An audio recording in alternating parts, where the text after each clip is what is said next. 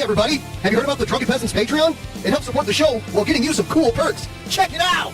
For $1 per month, you get to use our exclusive fan chat that appears at the bottom of the screen on every episode.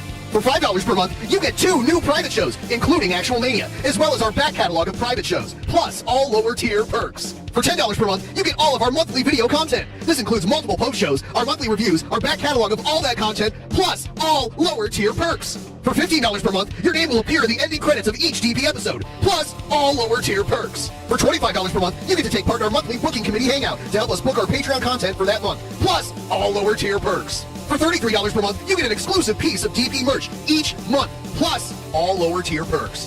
For $50 per month, you appear in the opening credits for each DP episode, plus all lower tier perks. For $100 per month, you get to join us as a guest on an episode of the Drunken Peasants podcast. Plus, you guessed it, all lower tier perks. Visit patreon.com/DP now to become a patron of the Drunken Peasants podcast. In the beginning, there was nothing. And then there was the Drunken Peasants podcast. I gotta get a witness. No! Say, man, you got a joint? No, not on me, man. I don't have facts to back this up. It'd be a lot cooler if you did. That's true. Sometimes I cry. Oh! Lick my butthole, he laughed. From the strangest corners of the internet, here to bring you opinions of the world from an altered perspective. Here are your hosts, the Drunken Peasants. Hello, everybody. Welcome to the Drunken Peasants podcast. This is episode 1285. Doing it live. 1285. We're back again. And we are. Get you some of them lower tier perks, baby. Lower tier perks. Those lower tier perks are sweet. So delicious. Yeah. I'm very sorry, everybody. We're late because of me. I wouldn't have even mentioned it. But yeah. I mean, if you want to take responsibility, yes, it's your fault. It's wild. It's absolutely wild. We went on a big group ride on our motorcycles, and my buddy, he's very thrifty. And so he bought a motorcycle for $500. Didn't run. He got it running, and it runs for a little bit. And it broke down twice, which ate up the first 4 hours of our day. So then he hopped in his car to follow the group. We went and had a great ride. Everything was going good. And then his wife was really nice, and she's like, "Hey, look, you to him." You can ride my Ninja back the last 45 miles. And he's like, "Oh, that's cool." And we're like 12 miles from their house, and I have to pull over because my hands are freezing. It's getting cold. It's getting dark. And he drops the bike. The kickstand doesn't settle it right. So this fucking Kawasaki Ninja goes bam right on its fucking side. God. Yeah. And I'm like, well, it's flooded, so we got to wait. He doesn't want to wait. He keeps fucking pressing the button, trying to get it to turn over. I'm like, dude, you're going to kill the battery. And then definitely won't start. So we finally get him to stop touching it. And like 10 minutes later, we try and get it going, but now the battery sounds shitty. And I'm like, dude, just jump it. Just jump it. It'll be fine. And he won't do it. He's got to like try and find like the tip over sensor. Like, it's not that, dude. Just jump the bike. Took me 25 minutes to convince this motherfucker to jump the bike. Started right up. Right the fuck up. But I tried to get here in time, guys. I was flying down the fucking highway at like 85 miles an hour. You made it. You know. I mean, we just started about 20 minutes late, 15-ish. It's not a big deal. We're here. We're live. I'm going to take down the disclaimer that let everybody know that we were going to be a little late. And I'm going to take that all-important Streamlabs link, and I'm going to put it right there right now in the chat, and I'm going to pin it to the top because we have to meet this goal before the end of tonight's show. So I'm sticking it right there, and I'm pinning it to the top of the chat. It's right there. The only other thing I have to say is the $33 perk is still available to anyone who wants this sticker sent to them. All you got to do is sign up for the $33 tier or higher on our Patreon, and you can get this. I just need it at any point before the end of this month. And the $50 people, the same goes for you. You get the sticker and a shirt, and the shirt comes in many different colors. These are just a few examples, but there's so many of them. And for those of you who got your stuff last month, it's on the way to me right now. Holiday shipping is delaying it, but the shirts for the people that earned them last month, I'm about to get them in the next few days, and as soon as I get them, they're on their way to you. So you'll probably get them in early January. Yeah, Jeff, there's a super chat. What does it say? It's been a few years. Last time I was messaging was when TJ, Scotty, and Paul were around. Well, welcome back. Welcome back to that same old place that you talked about. Mr. Bungle did an amazing version of that song where they switched to Spanish eventually in it and like kind of give it a Latin flair. It's pretty good. I love Mr. Bungle. You know those stickers, the Sweet Boy stickers are so good. I think I'm gonna take a train all the way up to Seattle just so I can get one in person on the 5th. Oh, dude. Yeah, on the 5th, January 5th. Last episode was amazing. Thanks for the show, George. Yeah, someone doxed my real name, George. Oh. Thanks a bunch, Vito. Scammers. God damn it, George Pie. Thank you, Vito, for doxing my real name, George. Mm-hmm.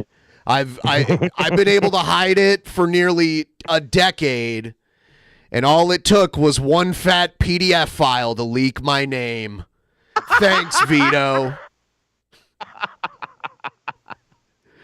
God damn. It's out there now. It's all right. George is a solid name. It's a good Polish name. Yeah. Or something. I don't know. Fuck. Thank you. All right. No. It's good shit. Yeah, so we got to check out this isn't new, but because we're both blocked by JF, this didn't come on my radar until recently, and it was Billy told me about it, but we were like already in the middle of a show, and I'm like, I need to like look at this and see what it is. So we have it now. Tonight, Billy's doing his show. Billy's doing a show in Kingston, Washington, which is out in the Olympic Peninsula, is like really hard to get to from Seattle, but wow. I bet he's rocking it out tonight on the. Oh yeah, of course. All right, so we're gonna play the intro and then we're gonna check out this thing. We'll explain what it is in just a minute here. Here's the intro.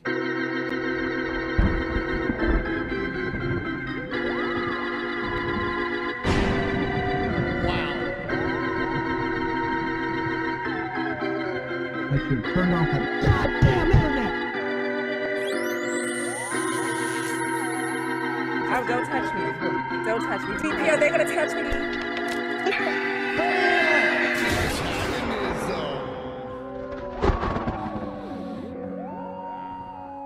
Touched.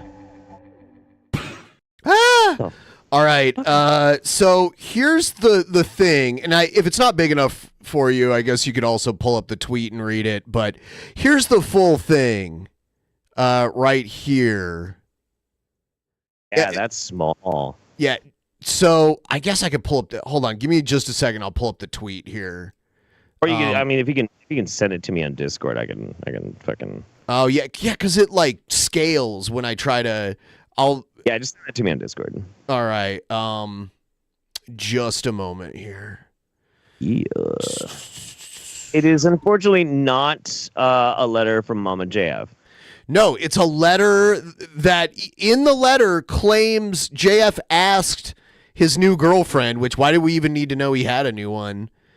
That's a good fucking question. Like, why would he tell anybody this? It makes it look. I don't know what happened, but it is kind of suspicious that all of a sudden JF has a new girlfriend so quickly. Okay. And he asked her. Yeah. Yeah. Well, so what does the tweet say before this gets read? What does the tweet itself say? The tweet. Okay. You gonna read it like JF? Hang on. I asked my new girlfriend if she'd be willing to write a message to the JFG tonight community. Given so many questions I receive, here is our statement. All Make right. it big for me, Benjamin. All right. I mean, George. Man, what the fuck? George and all right. And ants. A message from JF's new girlfriend. I have been told by JF that some of you are curious about me, so I thought I'd write a little introduction. I became a Christian in 2021, and I have found myself surprised again and again by how much my life has improved thanks to God's presence in it. I am an independent fundamental Baptist, and I highly recommend watching the documentary Being Baptist, which you can be found on YouTube. Why? I mean, okay, this is a very good question. So apparently, the people who don't find JF pathetic, which is an increasingly smaller and smaller group of people, caught wind that he had a girlfriend. I guess he mentioned something about that, maybe? Well, he mentioned it then. He doesn't have to mention it. Right, but this is the story that he's going with is that, hey, guys, I have a girlfriend. She's totally real, but she's in Canada. You wouldn't know her. But he lives in Canada, so it's not the same as if, like, you live in the U.S., and you're lying about him. Maybe JF does have a girlfriend. I don't know. It is. Why do we need to know? I know it's very strange, but like if we're going with this, which totally is not an insane person's, attempt to deflect from things. When she decides she's going to introduce herself, her first thing is to be like, "Hey, I'm a super Jesus crispy. I'm a Christ cuck." And I'm like super Baptist and all this kind of shit. And watch this religious propaganda film that I recommend. Yeah. And I mean, JF was an atheist. He was, yes. Yeah, very vocally an atheist, you know. But anyway, it continues. In 2018, I took the red pill and I never looked back. The truth of our right showed me what I already knew to be true, but what had been brainwashed by the media, teachers, and pop culture to suppress. Again, like, I have to point this out. This is how a woman speaks. Like, a woman just talks like that, you know? No. There's never been a more feminine thing that somebody said than, I took the red pill, and also watch this documentary because God, you know. What is this? Is it too big? Oh no, really? So this is the one that was supposed to be for you? Oh shit. Okay, I'll talk to him about it. Sorry about that. Anyway, continuing on. Because of my faith and political views, living a life that was built upon said truth was of utmost importance to me. Finding someone to build that life with turned out to be challenging. Jesus Christ. Because as I'm sure many of you know, very few people in this world are genuinely best. Best. What women say. Yeah, best. all the time. I know all of the women in my life that say best constantly. It's like, you know what? You know what we can call this person? Based Mama JF. Oh no! oh, cataclysm! Oh no! Oh dear! Based Mama JF. Mama JF. All right. Fuck me.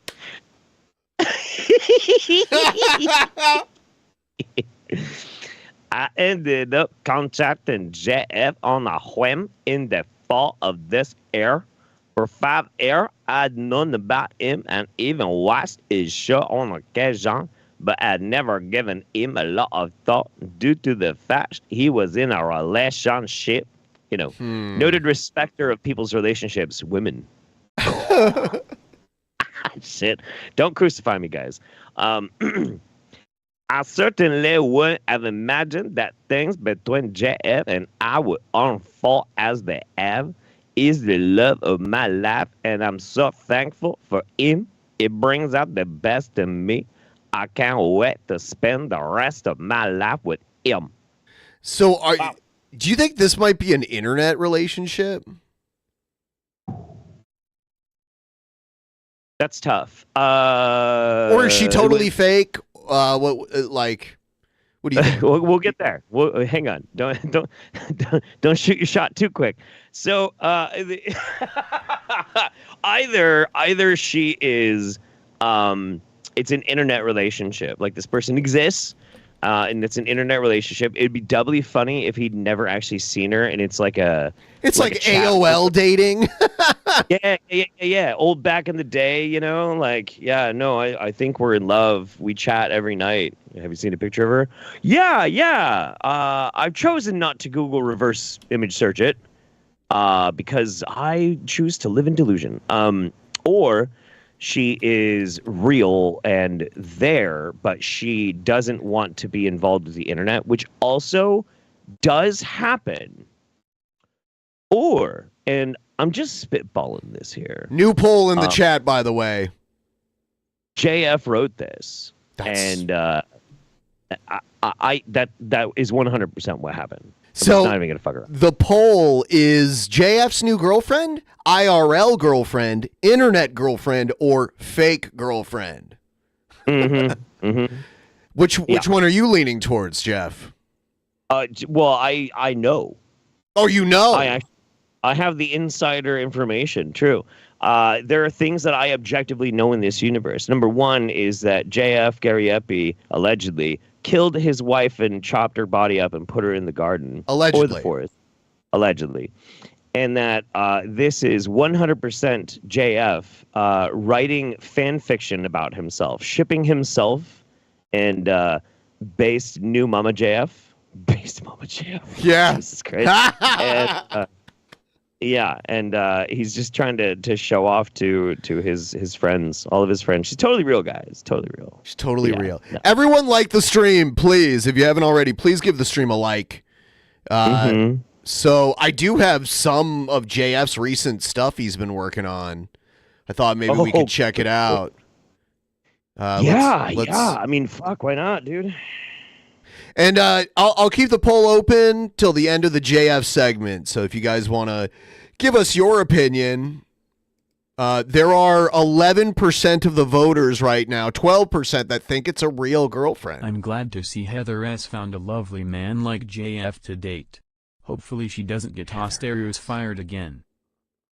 Anything could happen.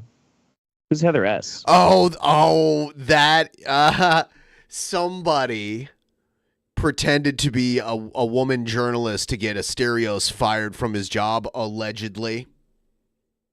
Whoa. Yeah. That's super crazy. Yep. Who would be that pissed off at Asterios? He's like the sweetest guy in the world. His the last part of his name is Ox.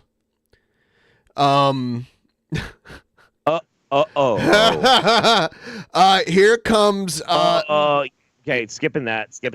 Yep. Very good. I want to just had a seizure. Hello everyone and welcome to Jeff G tonight for this Christmas review of 2023. I think it was one of the most exciting years I've seen in my life.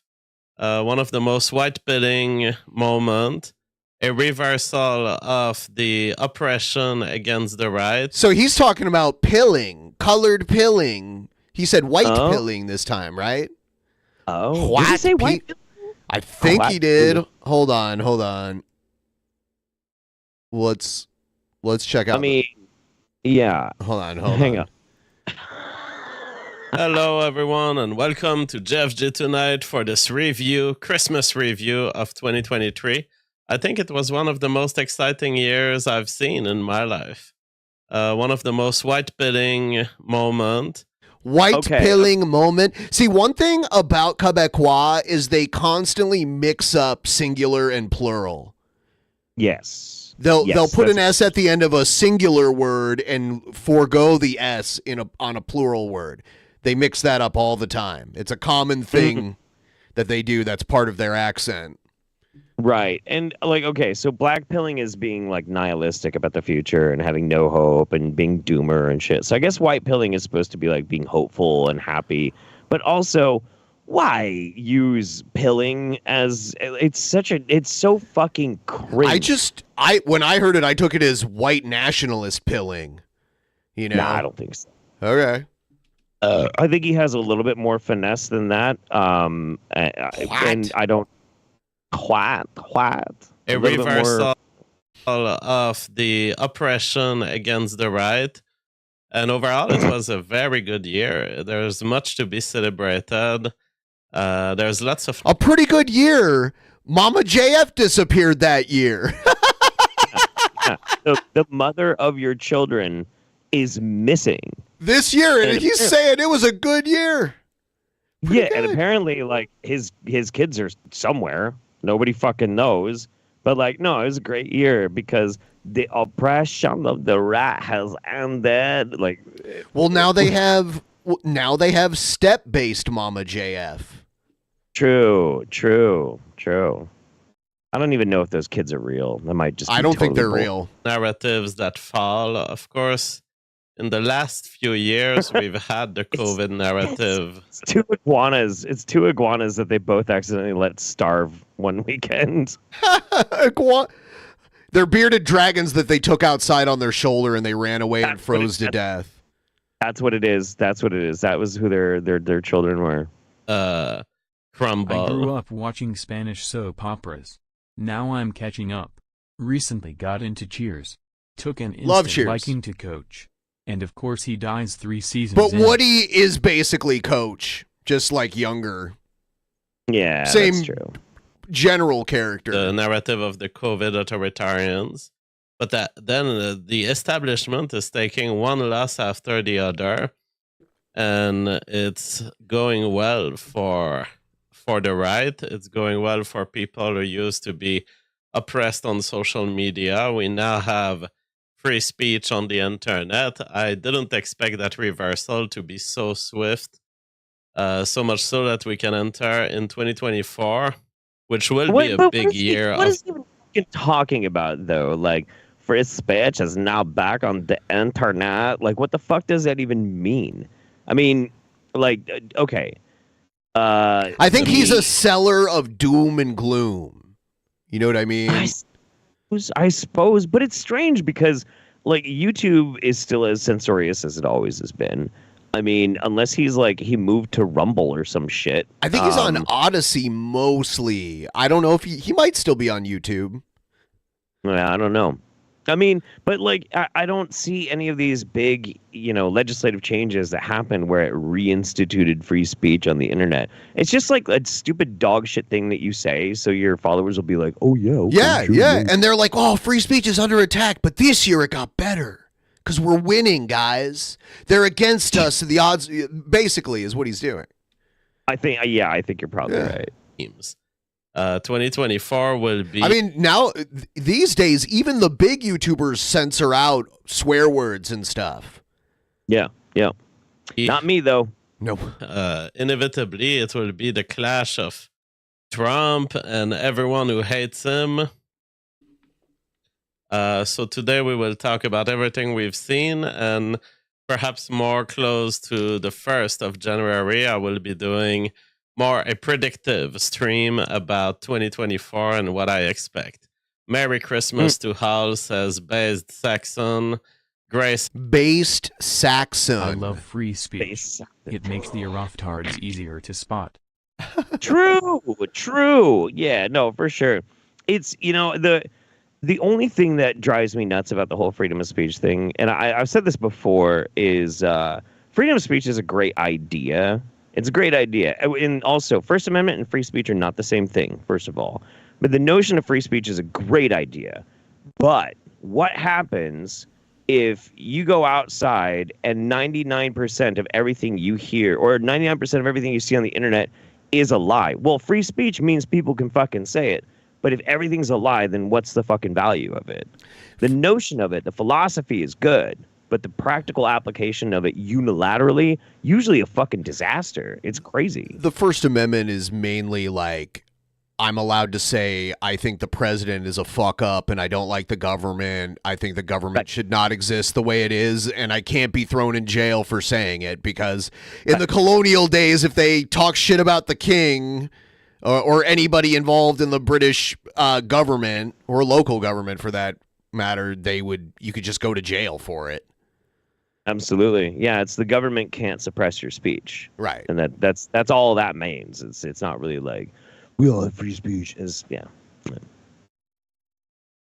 2024 should be a crazy one. American elections turn the world upside down.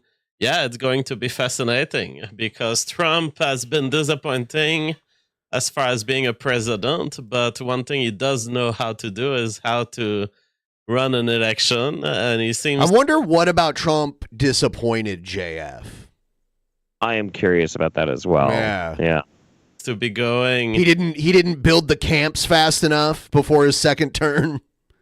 Well, the thing is too, I have heard JF talk about changing around immigration and things like that. But when he talks about it, he doesn't usually talk about it on an actual realistic policy basis. He just LARPs about what he wants. Right. I don't know. He wants an ethno state. Yeah, he wants like a huge chunk of Montana to be roped off for him in his ethno state, but hot Asian chicks are allowed in. Well, actually, anybody who's willing to fuck him is allowed in. He pretty much explicitly said that shit too. Relatively low cost strategy where he will just his persecution from the legal system of leftists will count a lot in this election, and I think it will be the biggest theme. He ran the 2016 election on victimization by false allegations by women with sexual allegations, the tape release, that kind of stuff. And now it's going to be interesting to see him this time victimized by the whole system, the whole justice system. Wait, is he basically saying like Donald Trump is a victim and all these that's really fucking weird to me. What is it that happens to a person's brain when they see somebody who is overwhelmingly powerful, wealthy, lives a life of absolute privilege, has the kind of access to being able to bypass the law, wields more power than you could even conceive of, and you're like, they're a victim and I feel bad for them. What are you, a fucking moron? You fucking idiot? Jesus fucking Christ. Says Jeff. He's saying, victimized by the justice system, but I mean, I remember when he was president being like, oh shit, he's doing the kind of stuff people would get prosecuted for, but I was like, oh, but he's the president, so he probably won't. Right. And that's the thing is like, it's kind of the thing that drives me crazy about conservatism when people don't actually consider it and think it through, is that a lot of times they say they don't want to maintain the status quo because they want to be for like workers and people, blue collar stuff and whatever. But every conservative policy lives and exists purely to maintain the status quo, to insulate and protect the powerful. That's just what it is. It's how it fucking works. And it's weird to me. We're still living through this like psychic trauma that happened from trickle down economics through Reagan, on this bullshit idea that if we just like keep pumping the dicks of the rich and powerful, they'll like sprinkle some fucking breadcrumbs of pocket change to us poor peasants. If they make it easier on current billionaires, they can become billionaires someday. That's how it works. That'll happen. That's how it works. Totally... Do you think JF's about to eat a booger? God, I hope so. Please eat that fucking booger. So your Christmas Eve stream with Woes. I pulled out my septum ring earlier in the stream, and some people were probably like, he just pulled a big silver booger out of his nose. Will be a white pill. This will contrast with 2021. Haha. Yes, I'm going on Millennial Woes tomorrow, so it won't be technically a Christmas Eve stream. Stram. I'm going on the 23rd tomorrow. Christmas so Eve, tomorrow there won't be Stram. a regular show. I'll be on the Millennial, and I think I'll review basically the same events that I'm reviewing today, but with the added input from Millennial Woes, and we'll see. Millennial Woes. Oh God! I don't know. Going on Millennial Woes Christmas stream. I don't know who that is, but their name makes me not want to watch them. So Millennial Woes is this dork. I don't remember what his actual name is, but he's Scottish. Probably George. It's probably George. Yeah. Yep. And he also is this like ethno-stater, but he is basically what would happen if you combined Richard Spencer and Jared Genesis. Like, no shit. Like, he's this slovenly LARPing dork that cleaned up just enough that he looks kind of normal. You know what I'm saying, bro? You know what I'm saying? But it's Scottish. Know what I'm saying? You knew what I am. Yeah. Everyone, please like the stream. Please like the stream.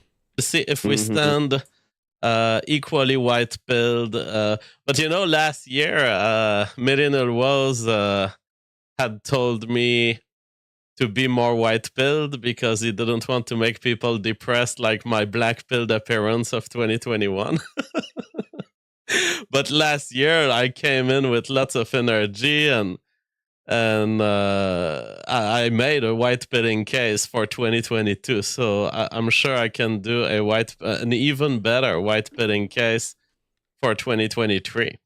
Gray says it is Christmas Eve in Europe for Woes past midnight. Okay, it's hard to conceive exactly what is the date there when I'm here, but anyways. What? Before we get to the year in review, we have a couple of news to pass over. The current narrative in Gen Z. This is one of the other things that's like really fascinating about this is Millennial Woes, when he got in trouble, basically he got doxxed, but he wasn't really doxxed because he wasn't really hiding either. But an article came out that was written about him, and he got harassed by the media, by the Scottish media. And right around that time that happened, I don't remember exactly what it was, but somebody basically came out and accused him of like sexual assault and sexual harassment and things like that. I don't think anything was ever proven, but the people that actually like were the hardest on him were like actual Sieg Heiling fucking Nazis, like Mark Collette, like came out and they're like, oh, no. Yeah, we all know this is true. He's like a giant piece of shit. He got canceled by fucking neo-Nazis. Like his own side canceled Millennial Woes, and JF's like, that's my buddy. It's fucking weird. Wow. Land is that if you're an older man, whatever they consider old that day, some days it's over 25, some days it's over 30. You are a predator. I love how he says that. If you sleep with or engage in a relationship with someone between the ages of 18 and 25. Their suggested reasoning, because they say that the prefrontal cortex hasn't finished developing until age 25, which is contentious at best. Many consider it to be pseudoscience. Yeah, it's complete bullshit, this whole... Okay, before he very incorrectly cites any science on this, because he's gonna fuck it up, I know it. Unless he might surprise me. The truth is that men actually stay in puberty longer than women do. They do. They absolutely do. Like, there's never a time when your brain is fully developed. It's always developing. That's true. Yeah. I'm talking like the hormonal. Chat. No, I'm talking about like the hormonal shit where your system's just going fucking haywire. Women are done 23, 24. Men, it's like 25, 26, 27, something like that. But I mean, none of that really makes any fucking sense, because if you're like waiting to have a relationship until like you're a sane and put together human being, that might be in your 40s, man. For some people. For some people never do. That's true. Of the prefrontal cortex. ID, there are changes continuously in the brain for all of your life, but there's no reason to conceive of those changes as preparing you for adult life in particular. And the age of consent is something that is illegal. It's a societal decision. It's an arbitrary bar. There's nothing in nature that will tell you, oh yeah, at 25 years old, people are mature enough. Basically, he is kind of making a similar point. True. There is like he's making it a very weird way, a very, very weird way. There is like informed concepts for adulthood that we do understand from science, but we didn't get those initial numbers from science. It's a societally, collaboratively understood and manufactured limit. Like that's what we're all cool with, and that's like what we go with. You know, that's how society makes rules. So. Heard it once and started repeating it without understanding what they were regurgitating. I know, I'm as shocked as you are. The real reason, because that gives them an additional 7 to 8 years of avoiding accountability. The myth of consensual sex. Guys okay, that woman on the right is not 30. This is the dumbest meme ever. That woman on the right is like 60. Yeah. Yeah. That's weird. That's a really shit. I mean, I shouldn't really expect it would be any better. I'm guessing the two people on the left are about the same age. Yeah. Yeah, they look about the same age. And this account is like, what is it? Like women are awful or some shit is the Twitter account he's reading from. I'm not expecting high quality memes at this one, man. Dating girls in there who are 21-year-old. And you have, they've put the 30-year-old woman here as a very old woman. That doesn't look like a 30-year-old woman. That looks more like a 50 or 60-year-old woman. We're agreeing with JF a lot these days. Maybe we should just have him back on the show. Who, JF? Yeah. So the older woman, of course, I mean, I'm not surprised that this is happening. The older woman, they are getting the grass cut under their feet. Their competition is 21-year-old woman. So I'm not surprised that they come out with their moral objections, but we should just dismiss them. I think this is one of the most important thing if we want to not necessarily win the overall planetary demographic race, because this is a tough goal to meet. But if we want to at least have a shot at... Wait. Hang on. Which demographic is he talking about? Like, white? What? What? White? Or is it men? Like, what is he talking about? Like, what, in which demographic is he that he thinks he's not currently winning in the world? Like, I mean, I hate to sound like, you know, like I hate to even say that kind of shit, but like, let's really think about it for a minute. Like, I mean, I know he's at a disadvantage because he's French Canadian, and that means he's inherently a stupid motherfucker. But sorry, like what other way is he like really losing out on these aspects of himself? I don't know. I don't get it. Surviving as a nucleus of white populations. We need to concentrate on making babies earlier, because I've made the case it's exponential growth. If you see, he's hitting so many points right now. Ben, haven't you noticed that the white man just can't ever win? Isn't that fucking weird? It's about time. It's about time white people get a break. You know what I'm saying? I could use one, that's for sure. Generations are twice shorter than the generation of someone else. Like if you reproduce at 16, 17, 18 instead of 34, 35, 36, you are squeezing down the length of your generation by 2x. That is an exponential effect over generations. If you can do this, you're going to end up with much more population. Even if everyone has just 2 or 3 babies, if those 2 or 3 babies, it took you 36 years to make them, or 18 years. That's a big difference. Wait, hang on. How long does it take you to make a baby? What is he talking about? Yeah. If the woman holds onto her egg and does not fertilize long enough, incubate. I don't know what the fuck he's talking about. What the shit? Because the multiplicative effect. No, see, wait. Is he saying like, oh, okay, you wait until either you're 18 or wait until you're 36? He's encouraging that we need to make sure all these white women are getting fucking knocked up as early as possible. That's his argument. Oh, it took me a fucking minute there. Jesus Christ. Yes. What the fuck? That's gross.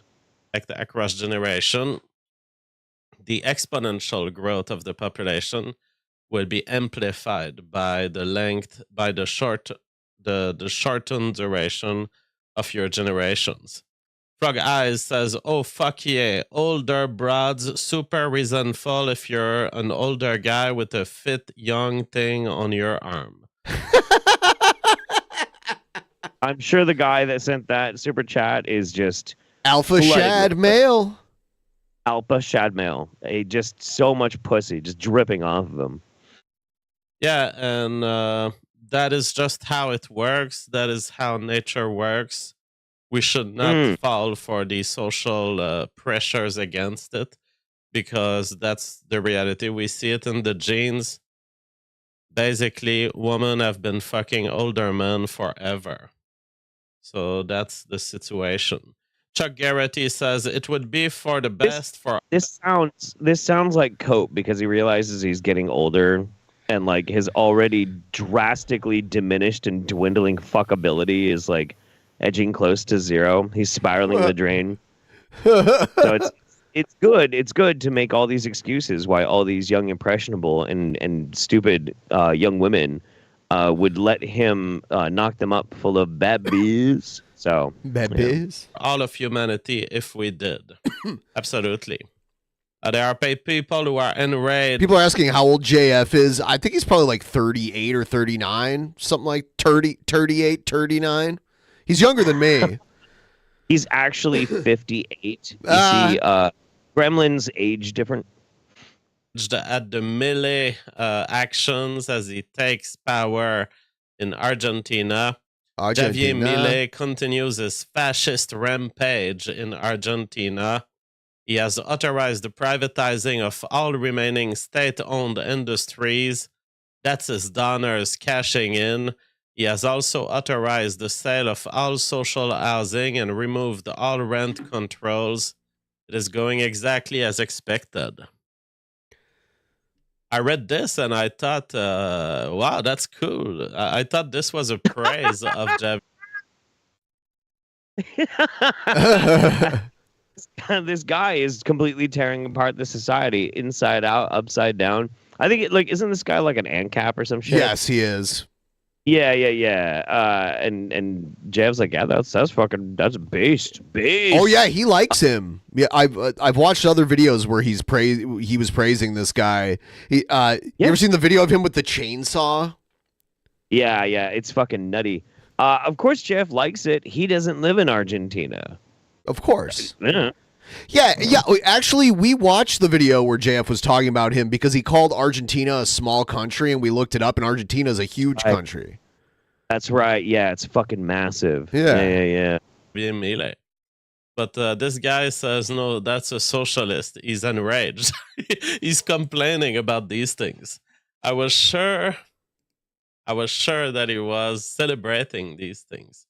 Paul B says, but I was told if your girlfriend is more than 2 years younger than you, you are grooming her.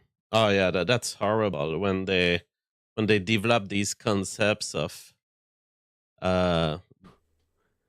asymmetric power. They develop this concept that, oh well, maybe not all old. This is a boogeyman. Nobody really says that. Nobody sane really says that. Yeah, this is it's a straw man. You're right, man. Yeah. And it's funny too because like JF is a groomer. Like, we know he's a groomer. We know that.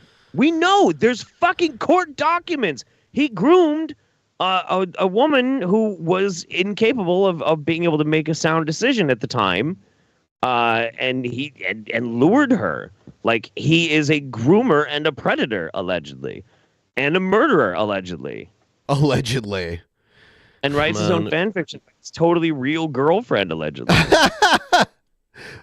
Everyone, please like the stream. Give the stream a big fat like. Let's get it up over 100 likes. It really helps. Get more people in the chat. Who are which vote in the poll too, please. Every one of you, vote in the poll. Abusive, but there are lots of circumstances that can lead to asymmetric power.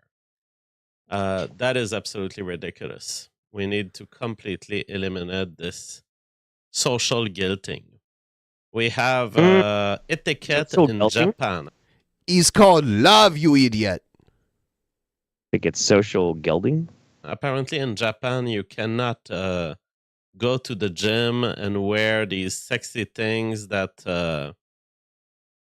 these TikTok women are wearing when they film themselves doing workouts. Apparently in Japan, it doesn't pass at all.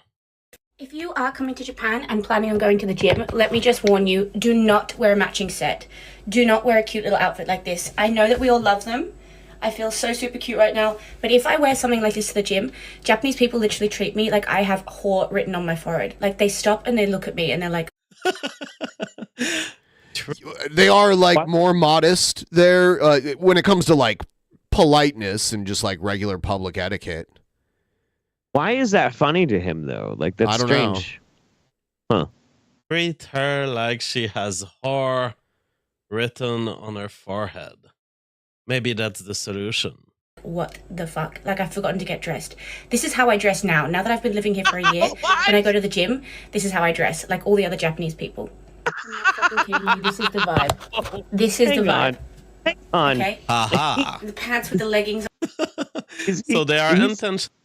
Oh my god. Oh my god. So he's advocating that if you look sexy at the gym, you should have to have whore written on your forehead. That's incredible. It's the new Scarlet Letter. No, this dude hates women. There's no way he has a real girlfriend. He fucking hates women. Well, I'll tell you what, you could write whore about 5 times on his forehead. That's true. That's true. These every time we see JF, I feel better about my hairline. It's pretty great. Clothes that are showing no form of the body. Interesting. On underneath, this is the look that we go for. She's 8 out of 10 by the body. I couldn't feel less hot. I couldn't feel less like working. Yeah, well, maybe the whole world isn't about your looks. You know, maybe Japanese society has decided, look, this is so unimportant, ultimately, the shape of your ass. Can we not display it everywhere? Working out than in this. But if I wear the other thing, then people literally stop what they're doing and look at me. So this is the vibe. So if you come to Japan, just be prepared. All right. Semi-biased Japan says Frog Eyes. KHRS says, Jeff, I can't recall your position on birth control. Was hoping to see you. Okay, can we guess? What do you think? I think he wants to legalize birth control, or he might surprise me and whip out a birth control for migrants. That might be a shocker. What do you think? Birth control for everybody except for a straight white men and woman. That's a good guess. Yeah, let's see. In the replies on Brett Weinstein's tweet that trad marriage rules it out. Trad marriage rules it out. Okay, I didn't see that tweet.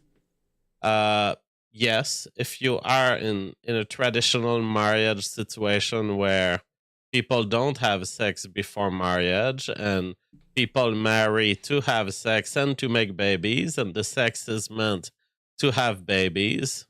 If you're in that situation, yes, you do not need birth control. My position on birth control is like you say that you don't need it, but want it. But if you want it, that's the question, you slimy little fuck. Is it's an evolutionary bait. It is an antinatalist psyop, and it's been one of the most successful. Birth control is a psyop? Is that what he's saying? Antinatalist psyop. Yeah, yeah. Medical psyop ever to convince women that for the mere fact of going about your life, your natural life, you should by default have this Bert pill. Bert pill. So that you can engage in sex. Man. It's been pushed by, unfortunately, boomer parents who were axed toward hedonism and promoting hedonism in the next generation. And really, you would fix a lot of things if you couldn't have sex without. Hold on, isn't this the guy that said he chain fucked like all these women up and down the East Coast for like a decade or whatever? 1,000 women, 1,000 women. He fucked 1,000 women. Yes, he did. And yes, he does have a breeding fetish, for those who are asking. Yes. And it's so interesting, too, because, like, JF's over here being like, yeah, resist the psyop of being able to choose whether you get pregnant or not. And it's very easy for him to say because he doesn't have to take care of any of the kids he's fathered. Allegedly fathered. Oh, we know he fathered a few of them. Oh, yeah. Yeah. So, I mean, it means nothing to him. He's a fucking... I wouldn't be surprised if he's deadbeat about it, too. But, I mean, he's a failure as a fucking father, and he's like, yeah, no, women should just be cum dumpsters and have to, pop out the baby. Weird, gross, and weird and double gross. Like, I don't know how he doesn't understand why people think he's a disgusting creep. He just doesn't get it. Not making babies. You would fix a lot of things in this society if condoms and birth pills just didn't exist. It is very sad that it exists, and we should combat it by providing an alternative lifestyle by saying, hey, you don't need to assume by default that Hang on. Wait. You see, there's this horrible thing happening in the world where people can choose whether to, have dangerous sex or not. But we need to provide them an alternate, which is they can only have, dangerous sex where they will likely end up getting pregnant and maybe getting a disease at the same time. See, that's the true alternative that we're looking for.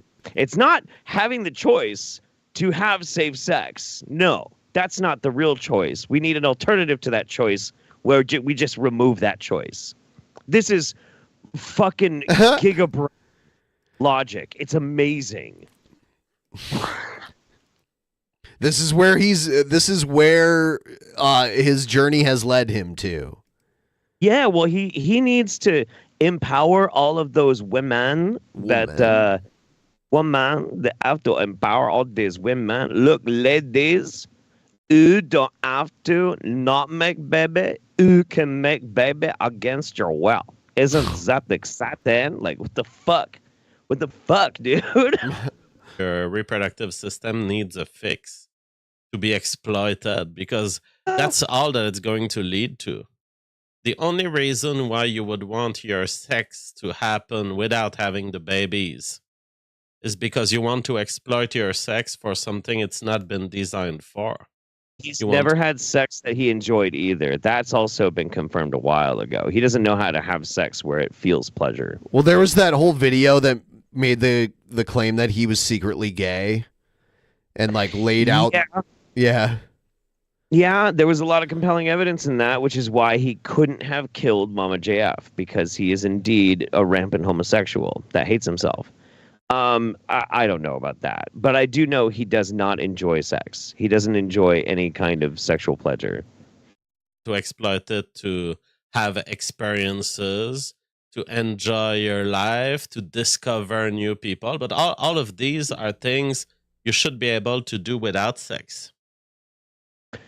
The reality is you're going to learn to use sex as leverage, as social leverage, if you are on the Bert pill. Because you won't have to think about it. You won't have any consequence to your sexual decision making. Why do you need consequence? And this is where what's considered a safety measure, the Bert pill is seen as, stay safe from pregnancy, is actually not a safety. It's one of these safety mechanisms that leads you to more risky behavior. Because if you didn't have the Bert pill, you wouldn't engage in such broad amounts of sex with broad amounts of partners. You would seriously choose. This is some incel shit, dude. Sorry, I hate to say that way. And I'm not trying to be hateful to anybody who just isn't having any luck with the ladies or anything. But this is incel fucking rhetoric, It's so fucking weird. It's so weird. If only you always had the immediate threat of a baby hanging over your head, you wouldn't be such a whore. I see all you whores out there, and you won't be whores with me, so you should be able to be a whore with anybody. Oh, you fucking weirdo. You're ruining Twitch now, too. Your husband, you would put some care in, hey, since I'm going to do it with one guy only in my life, I'm going to make some effort choosing him correctly. So you get a whole part of life, of current human life, due to the Bert pill, that is completely wasted in rotating across relationships that are meaningless, where the two partners are not into it for long-term baby making. So yes, I'm against the Bert pill and its contribution. Hasn't he been divorced multiple times? Multiple times. And he's under 40. And he's been divorced multiple times. Yep. And he has children and broken relationships. In other countries from where he lives. And most of them were also not white. That's true. Which is really fascinating, And yeah, it's just I don't understand how anybody listens to this fucking nerd, because everything that he tries to espouse, he's a fucking failure at. I don't get why people want to prop him up. It's weird. To human it's culture. Fucking weird. Elon Musk has provided some precisions on Lucas Gage and the fact that Lucas Gage has been banned for 3 months from Twitter. People were spreading who is? I don't know who this person is, or I don't even really care about it.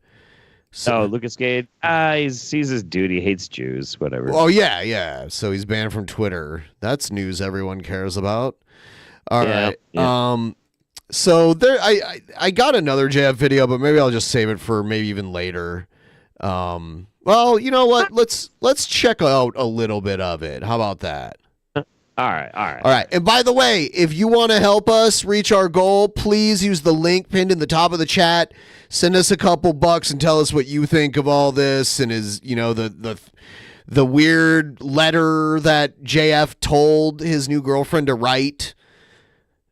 Let us know. Let us know your take on all this. He definitely didn't write himself. He definitely did not write that himself. Yes, he did. Yes, he absolutely did. I like how his intro is some big city with all the traffic and stuff, but we know JF just lives on the fringes of society, right? Yeah, he's out in the woods and shit. And what is up with dude's hair is busted tonight? That's how you know he doesn't live with a woman at this point, because they would have been fix your fucking hair. What the fuck? This is so wild. It's one thing that he's always using the MySpace angle to hide, because he can't if you got to grow a beard like this to hide your fallen neck. That's what you got to do. But if you can't, because he has facial hair like a ball sack, he's got a face angle. It's crazy. Hello everyone, and welcome to Jeff G tonight. I have a new monitor. Cool. Why do we need to know that? The monitor is... Yeah. I have to reposition myself with respect to the new monitor.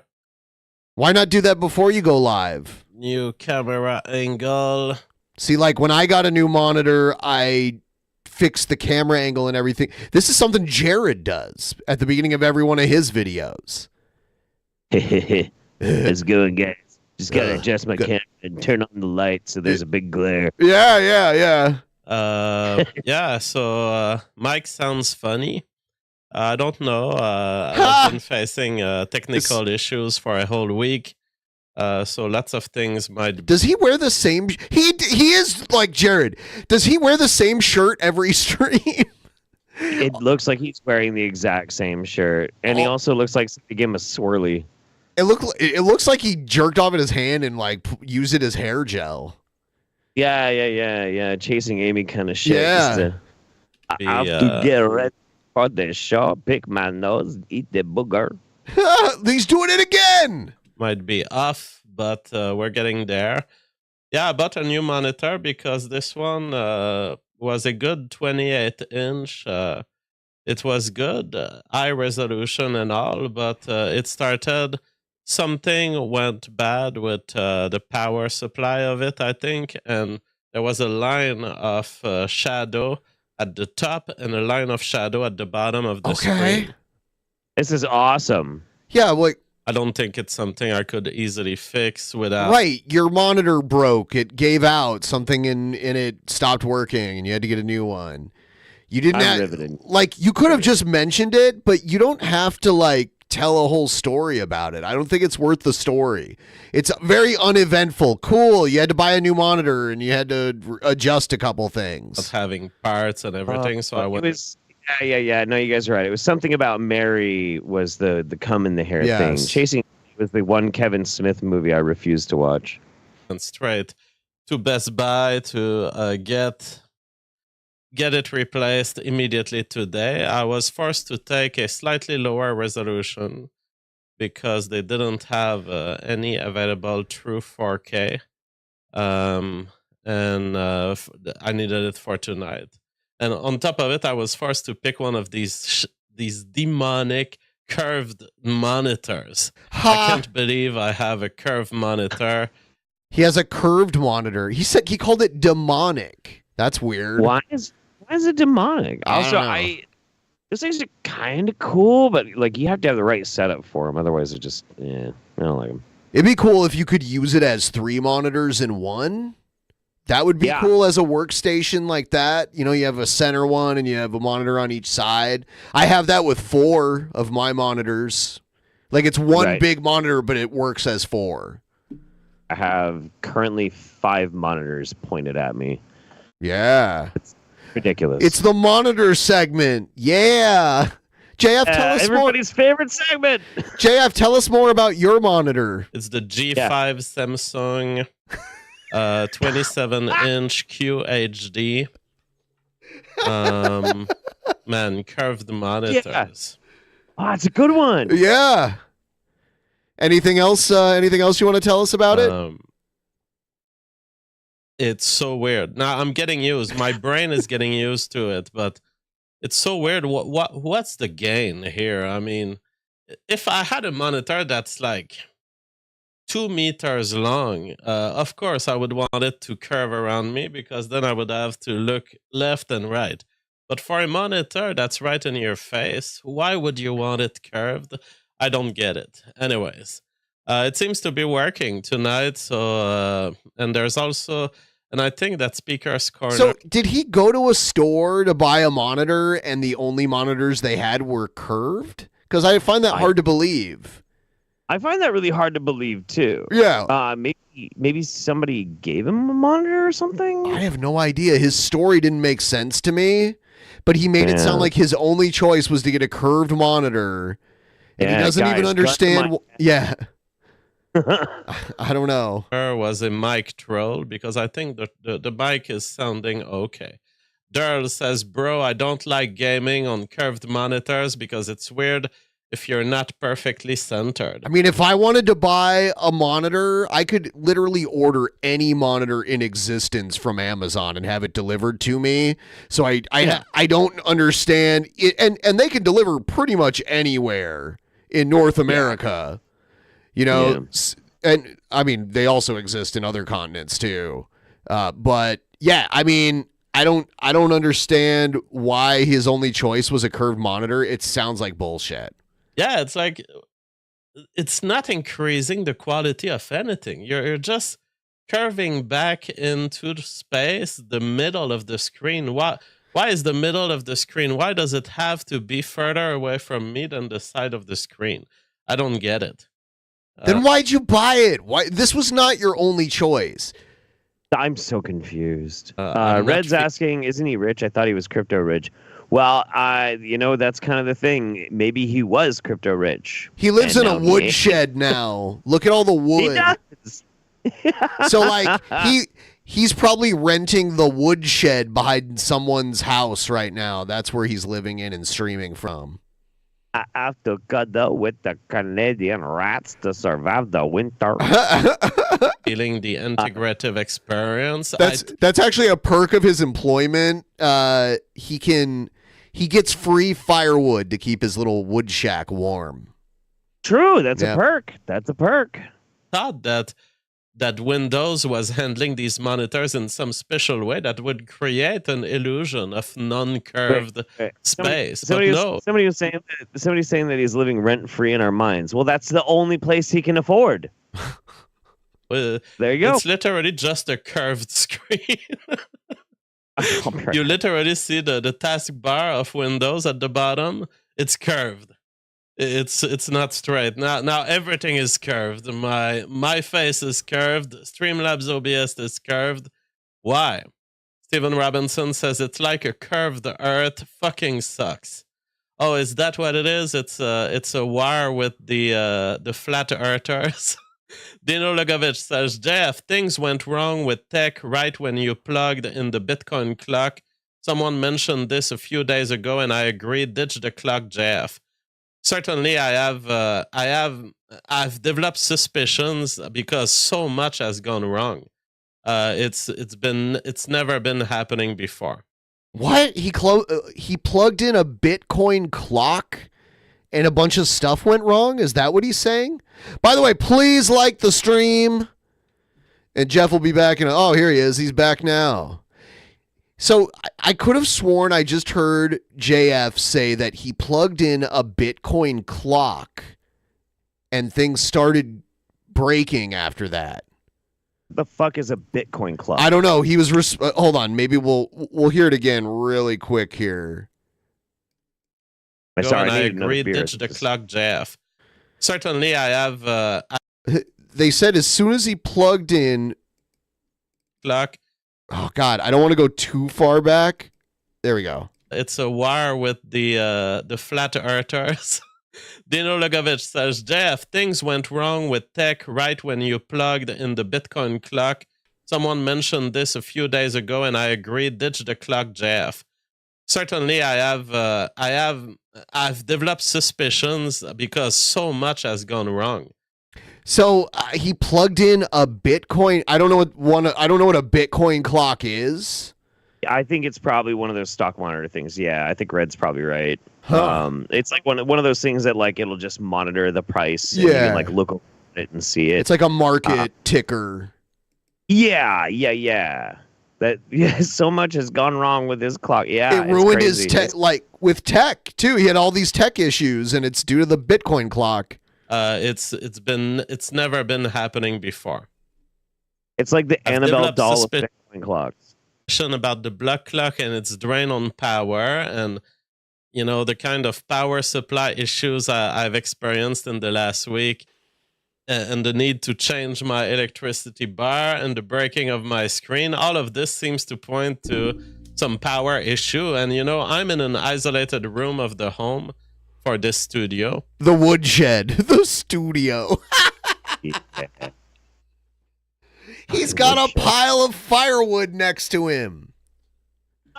Well, how else is he supposed to stay warm? Where I plug a lot of things. There's my server right there. There's the laser printer. There's server? He has a server? All of my audio processing. There's the TV. All of this is plugged on very few electrical lines. And so if the block clock is consuming too much power, it could explain it. But at the same time, I've plugged the block clock on an independent electrical plug now, and I was still experiencing some of the trouble with my monitor. Now, it's still not impossible that the block clock has broken the monitor initially, and now it's still broken. But for now, I've tried plugging the block clock on an independent line. Sounds like so much extra work just to have this weird thing plugged in. I don't know why you need it. This is very strange. Yeah, this yeah. Is, I'm in awe of the monitor episode, and now we're discussing the wiring in his house. It's incredible. Yeah. It's good. Electricity to see if it was the culprit. I have another hypothesis. I think I'm getting targeted by solar flare waves. I think the sun is fucking up my electromagnetism. I think that the solar flare timing, because last week when the problem started. What? What? It has to be a joke, but like I don't understand. It's his idea of humor is like, you know, you're at like Thanksgiving or Christmas dinner, and there's that one awkward kid that really wants to get some attention, and he thinks he just came up with the greatest joke ever, and he tells it, and everybody stops and does this at him. But it's like everything that comes out of his mouth. It's so weird. Huh. It's uncomfortable. A few days before the problem started, I saw 4 meteorites from the sky. First observation. I've seen about 2 or 3 meteorites in my whole life. And that night I saw 4 in a row. Just. I don't think he's joking. There was one first. It was like 1. And then a little later, 3 other. And they were the brightest meteorites I've ever seen. I may have been the only one looking at them because it was at night in Canada. His monitor broke because of the meteorites. The meteorites, because he's targeted by that solar flare or some shit. Wow. Maybe he is being serious. Yeah, he is. Maybe most people were sleeping, but I was on the road, and I was looking at this. Okay, meteorites. And then there was the solar flare, where they said that there was a rip inside the sun, and the sun was sending us magnetic. They said there was a rip inside the sun? I guess that's how that happens, right? That's how solar flares happen. The sun just rips, you know? Like when you try and put on those jeans that you wore like a couple years ago, and you just can't quite get them to Luckily, fit. I can do that now. They all fit now.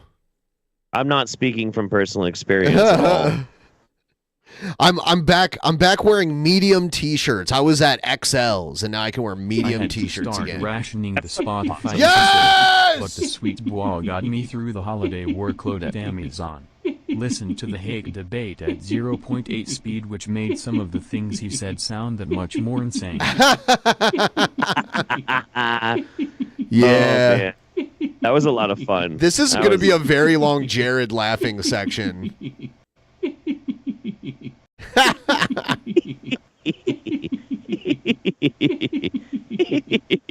Amazing. Thank you so much. Amazing. Thank you so much. Now we're at 65% of the way to our goal. Give us a Christmas miracle tonight and help us reach this goal. We would really appreciate it. And just under 2 weeks, we will have our 10th anniversary episode starting at 2 p.m. Pacific time, going all the way until midnight Pacific time, celebrating 10 years of this channel and of this stream, and all of you that have helped us get this far. So don't forget about it. We're going to have a bunch of amazing guests, both in the studio and brought on from places all around the world.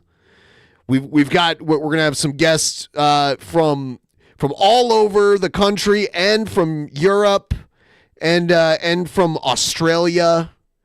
And we're gonna have some Canadians come down to be in the studio. So I'm gonna get Dream like super tequila drunk and make him tattoo Dinor on my testicles. That would be amazing. Yeah. When's Dream getting in? Merry Christmas, you filthy animals. Hey, thank you. Who? When is who getting in? Dream's coming, right? Yeah. Dream? I don't know Dream. I don't know Dream. I don't know him either. I was just kind of assuming. Oh, damn! How'd I say? I'll invite him. And that's when everything broke. So that could be also a hypothesis. New York Times is now joining the whole Harvard's gay plagiarism scandal. They don't add much. I'll say that I've initially evaluated the cases and I was not super impressed. Now they're discovering other cases that are plagiarism, where there doesn't appear to be any citation. Okay, so did that whole testifying before the president of Harvard, she testified in front of the what was it, the Senate? Yeah, something like that. And then got torn a new one, and now there's a plagiarism scandal there? I had no idea. I don't know anything about this. Yeah, I don't really know a whole lot about it. I guess the very first round of accusations were basically that she did improper citations. But then I guess there was a second round that are actually kind of compelling. But I haven't looked into it too much myself because I don't care. Yeah, really? I really don't care. All right, what else? Is he talking about?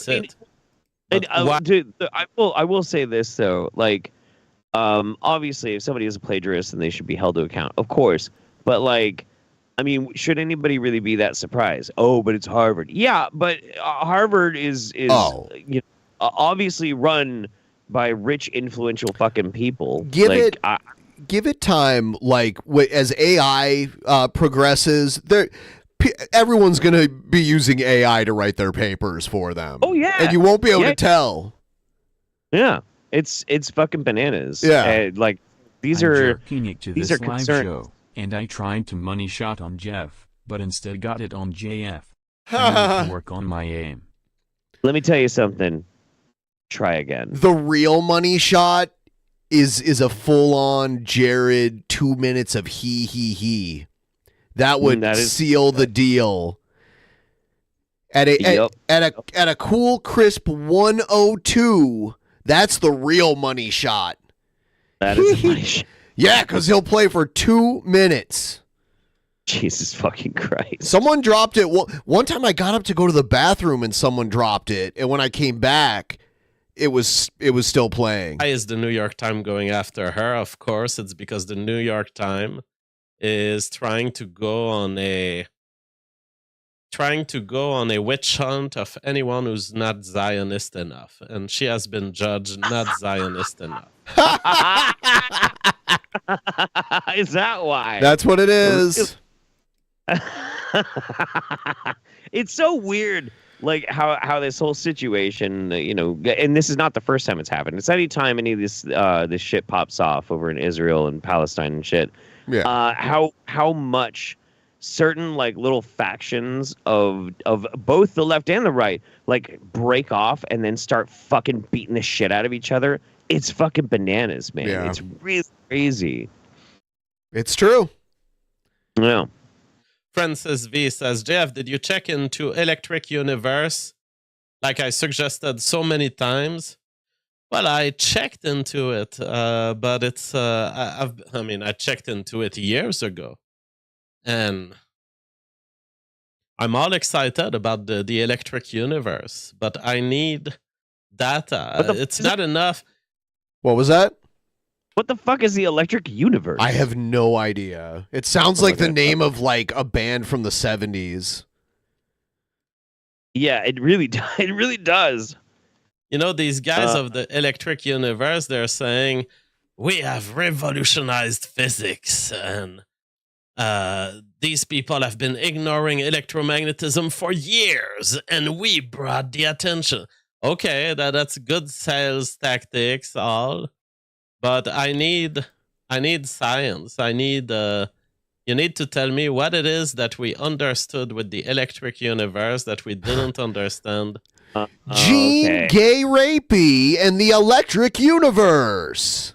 I have actually heard of this before. I had forgotten about it. It's basically fan fiction trying to figure out how the universe formed and like how the laws of physics on a planetary, solar and fucking galactic scale actually work. Basically using like magic, basically. But you know, it's electricity and magnetism. There it is! Yes! Oh, shit. Yes! Oh my.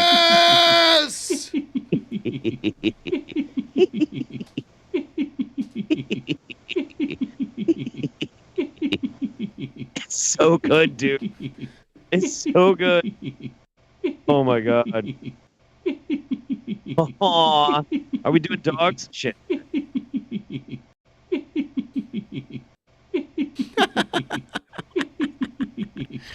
Thank you so much. It's good. Crisp enough. Oh my goodness, it's puppy time. JF is sad because he doesn't have a puppy. He looks really sad.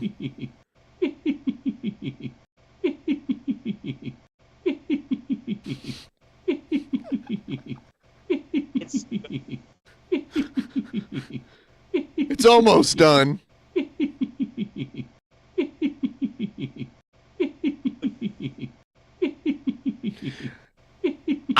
I'll put up with it.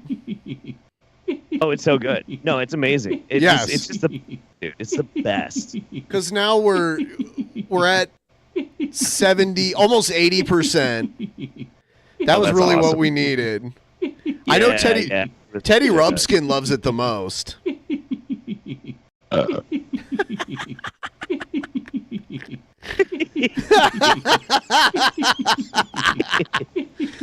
This is all this stream is going to be is just this. It's 2 minutes. It's 2 straight minutes of nonstop. It's fucking awesome. There it is. There it is. All right. Incredible. Yep. Here we go. Amazing. Before, you need to show me a scientific revolution that happened because we started caring about electromagnetism. You know, we don't know much about the electromagnetic forces influencing the trajectory of galaxies. It's and, time Yes, for we do. holiday bukkake. Bukkake. Bukkake. Everyone shoot your load on Jeff right now. Let's do a synchronized money shot on Jeff. Whoa. Now, guys. He's Let's covered. Let's do it. the evolution of galaxies, because all we can observe really is inferences about masses. And so and gravity seems to be the dominant force. I'm open to anything electromagnetic. Just bring it. I don't see anything. All I see is bragging on these Electric Universe websites. Like, right, because it's all bullshit. It's just it's all like all of it is bullshit. I mean, and he is kind of like being very nice and gentle about saying that it's bullshit, but like you don't have to be nice and gentle about this. Like we do know how how physics works on a galactic scale. We haven't been able to necessarily like quantifiably prove necessarily or like see like dark energy. Dark energy is real because it's describing a phenomenon that we can understand. Christmas, Sturgis, happy holidays, everybody. And we're gonna get to Sturgis in a minute here. But I'm gonna let you finish. I'm gonna do a quick bathroom run really quick here. Okay. And then we'll get back to JF because I'm sure there's more hilarity. Sure there is. I'm sure there is. God, I look like shit today. Whatever. It's cool. Yes, hello everybody. No, so yeah, we understand like a lot of these concepts in physics and like how the universe works, even if you can't necessarily like see dark energy. You can see that it has an effect, and you can measure it. We understand that overall the things that are holding these things in place are gravity and things effects on gravity. We know that. Like, gravity is not even an especially strong, force of nature either. It's very fucking frustrating. I mean, and compared to like the strong nuclear force, and I don't want to get that deep into that. Hi, Egghead. How you doing, buddy? Yeah. Do you think Mama JF is chilling with Puff? I hope so. Is Mama JF living in the electric universe? No, well, okay, so I can take this one of two ways. The nice way is God damn it. The nice way is to say that Mama JF and Puff are somewhere on a farm in the afterlife because they're both dead. Or is Mama JF is gone because there's nothing after we die but pure blank oblivion and rot. I must make white babies. I already made a white baby. I'm good. Mama JF is riding naked bikes in heaven. I hope so. She seemed to enjoy it when she did it before. They're both on a farm upstate. That's what I'm saying, man. It is what it is. It is what it is, tubes. It is what it is. Why does it have to be a white baby, though? I don't care. All babies are valid. I don't give a shit. I just don't want any more of mine. Good. All right. We're getting Heather one, I'm fine. How is it that I'm such a better father than JF? It's crazy. I mean, I don't know anything about JF's kids at all. Like, I know, if they're even real. I literally planned the day of conception for my kid. I have one kid, and me and the wife are still together. We take care of the kid. And here's, deadbeat fucking JF with multiple kids. He can't fucking take care of any of them and shit. It's weird. And I still managed to get my fuck on, but he doesn't. Why is he such a failure? It's very strange to me. Maybe he should stop being a weirdo white supremacist fucking ethnostater dork on the fucking internet. I don't know. Go get his hair did, change his fucking shirt once in a while, and try and, like, I don't know, be a real person. It might fucking help. I don't know. Stop bragging. In the revolutionary phenotype, like, Stop bragging. I'm not saying, these people have ignored the phenotypic revolution for so long. They suck. Here's how good I am. Here's my timing. Yes. The timing, that was amazing. This has happened a couple times tonight with JF. What the fuck? Yep. No, you just lay out the freaking scientific theory. Stop bragging. Is that you are a better dad than me? Stop bragging out there. What the fuck, man? I cannot believe that happened. And the theory of the electric universe is it's so broad. They're like, we don't care enough about electromagnetism and we should care more. And basically that's it. Well, I'm open to this. Now show me something that goes on in a galaxy that wouldn't go on without electromagnetism and prove to me that it's electromagnetism and I'll be super happy. I'm not racist. I'm not racist against electromagnetism. He's not racist against electromagnetism. Well, the thing is, he had to clarify. At least there's something he's not racist about. I like it because, like the beginning of that statement, all of his fans were probably like, "What? Yeah, what the fuck, dude?" They're about to stop watching. Yeah. JF, tell us about your ethnomagnetism. That's good. Ethnomagnetism. Electron friends, okay? Stephen Robinson says JF has not done enough navel gazing. I mean, I spend every night on the internet reminding people that they will still have to address the revolutionary phenotype.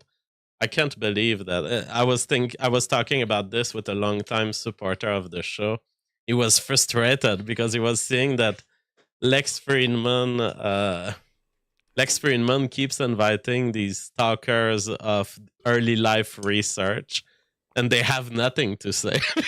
Because as long as you ignore the revolutionary phenotype, you don't understand what happened 4 billion years ago on Earth, period. The revolutionary... Yeah, because he's the only... Merry you know what Christmas, that... DP. Jeff is so funny as JF almost makes up for Billy not being here. In keeping with the theme today, I had to spend the day with my family. Merry Christmas. Family. Merry Christmas to you. Thank you.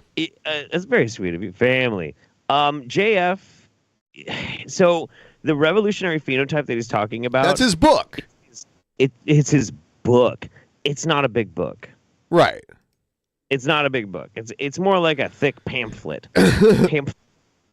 And apparently, if you have not read his pamphlet, then you cannot be an early Earth researcher because you just don't understand.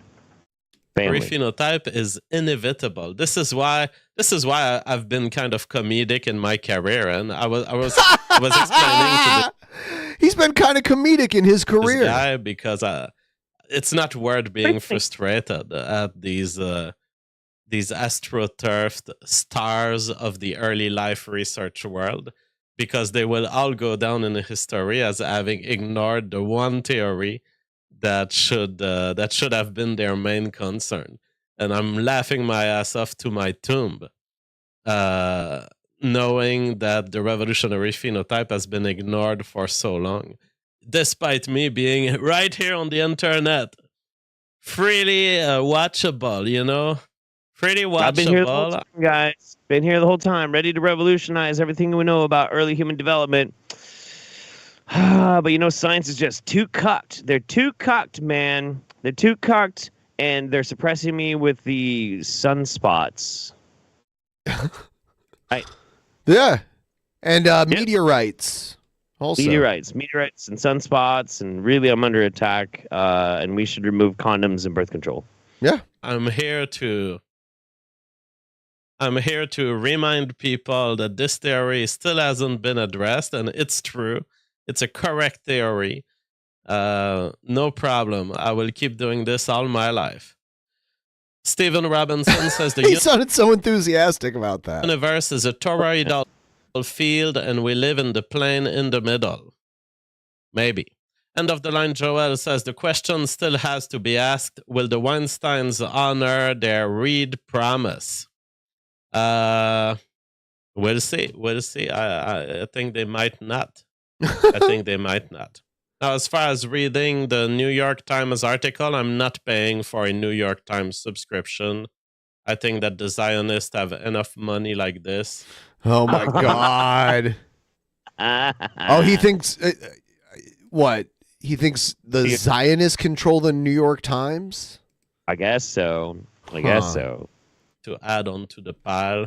It doesn't look like they have original examples. It looks like they're quoting a lot of the examples that we've seen already discussed on the internet. I will give JF this, though.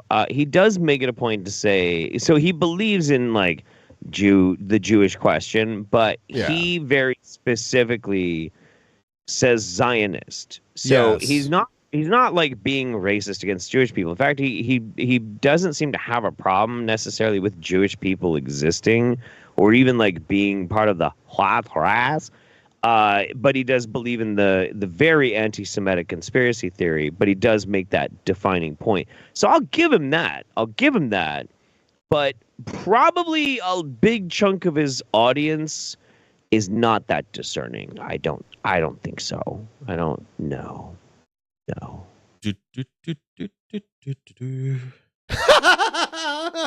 Incredible. I need that on a fucking soundboard. Jesus Christ. All right. Starting my software.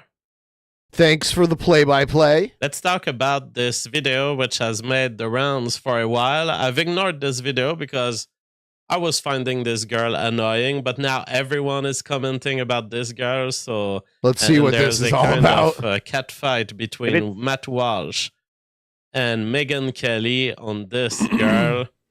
And so we have to talk about it. It's this girl who they say her factory settings as a woman have come back. Although she seems very much trained on the LGBT propaganda, and she seems very much like this modern, open activist. What is woman. he talking about? She suddenly was. Nature came back galloping in her case, and she went for guys that she calls the bro types of guys, the guys, the guyest guys you can get. What is he talking about? Yeah, this is such a long, incoherent explanation. Just play the video. Play the fucking video. Play the video. Of course. Francis V says, Jeff, I'm sure you remember your days of autistically going over PCA charts and spreadsheets of DNA. Before your YouTube days, you taught me to learn about DNA those days. Will we get Mega Autist JF to go into super deep science again? I'm totally open. But by the way, I've been dismissive of the electric universe propaganda. Not because I don't want it to be true, and I've been dismissive of it back in the days when. So JF's gonna do some self-funded scientific research in his woodshed. Yeah, absolutely. Well, of course. Okay. He's gonna jerk off to trad pictures. Because normally it is like huge privately owned labs or government stuff. He's not allowed. Universities that would normally do like that kind of research. He got fired from his university. Right. Happen. That's where he was doing his research because it's expensive to do, and most people don't do it on their own, right? Like not on like a large scale. One man on the cutting edge of science cast out from his university for being too edgy. Now he has to live in the Canadian wilderness in a woodshed.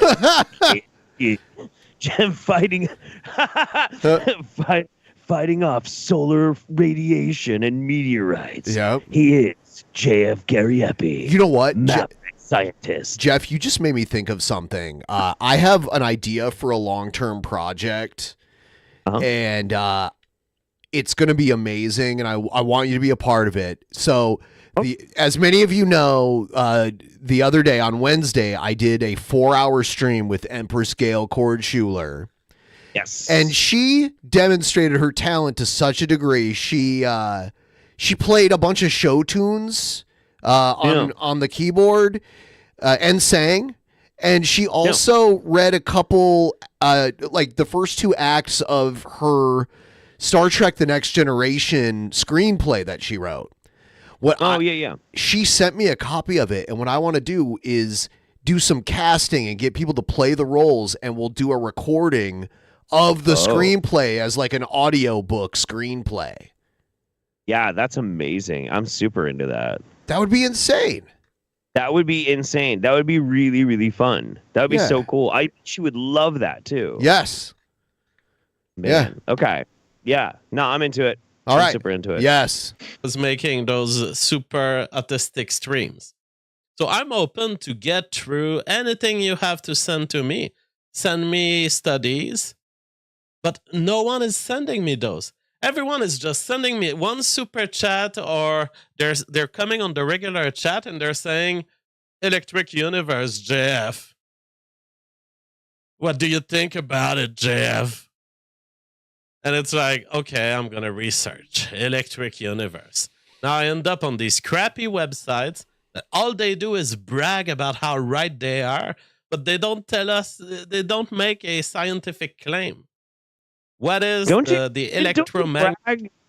Don't you brag that your pamphlet is the answer to early human development? Like, I read it. There is nothing declarative or data based in that bullshit. It's just I've never read it. It's not great. It's not great. No, it's not great. Magnetic force that you're talking about that changes the game for no more of your low IQ interventions. Your understanding of galaxy and how does it work? Show me the equation. So what's this video that he was talking about? I'm here. I'm gonna do the show. I don't know. We still haven't gotten to it. What the fuck? Let me tell you, since you're the one who's bringing this, I expect. Does he have a stylus in his hand? Is that what that is? Huh. You to send me a DM on Discord within the next 7 days. Does he end up drawing and during lay the out stream? all of the links that you have that demonstrate something? I'm not even asking a criteria for demonstrating what. Just demonstrate something to me. What is it's it? One of those people do that shit when they want to seem like they're a serious newsman. They always have like a fucking pen or some shit, you know. He might have like a tablet that he has connected to his OBS to like switch things. Oh, you got your Cobes wand. Yeah, what you need is an original King Cobra JFS Gothic bad boy wand. You know, it is pretty badass. It is pretty badass. The Electric Universe guys, they are fascinated about the effect of electricity in the universe, but is there a positive star out there? Is there a negative star out there? Is there a moon that is rotating around a swirl of electromagnetic waves? I've never heard of this. I don't think there are, in fact. Show me one. I want to see something. I want to see one of your objects make sense of the world better than if I ignore electricity.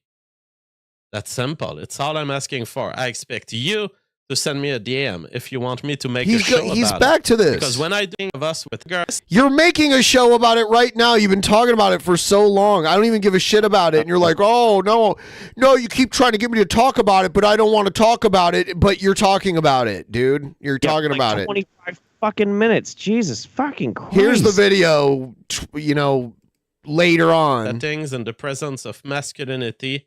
6 years of woman and gender studies down the drain.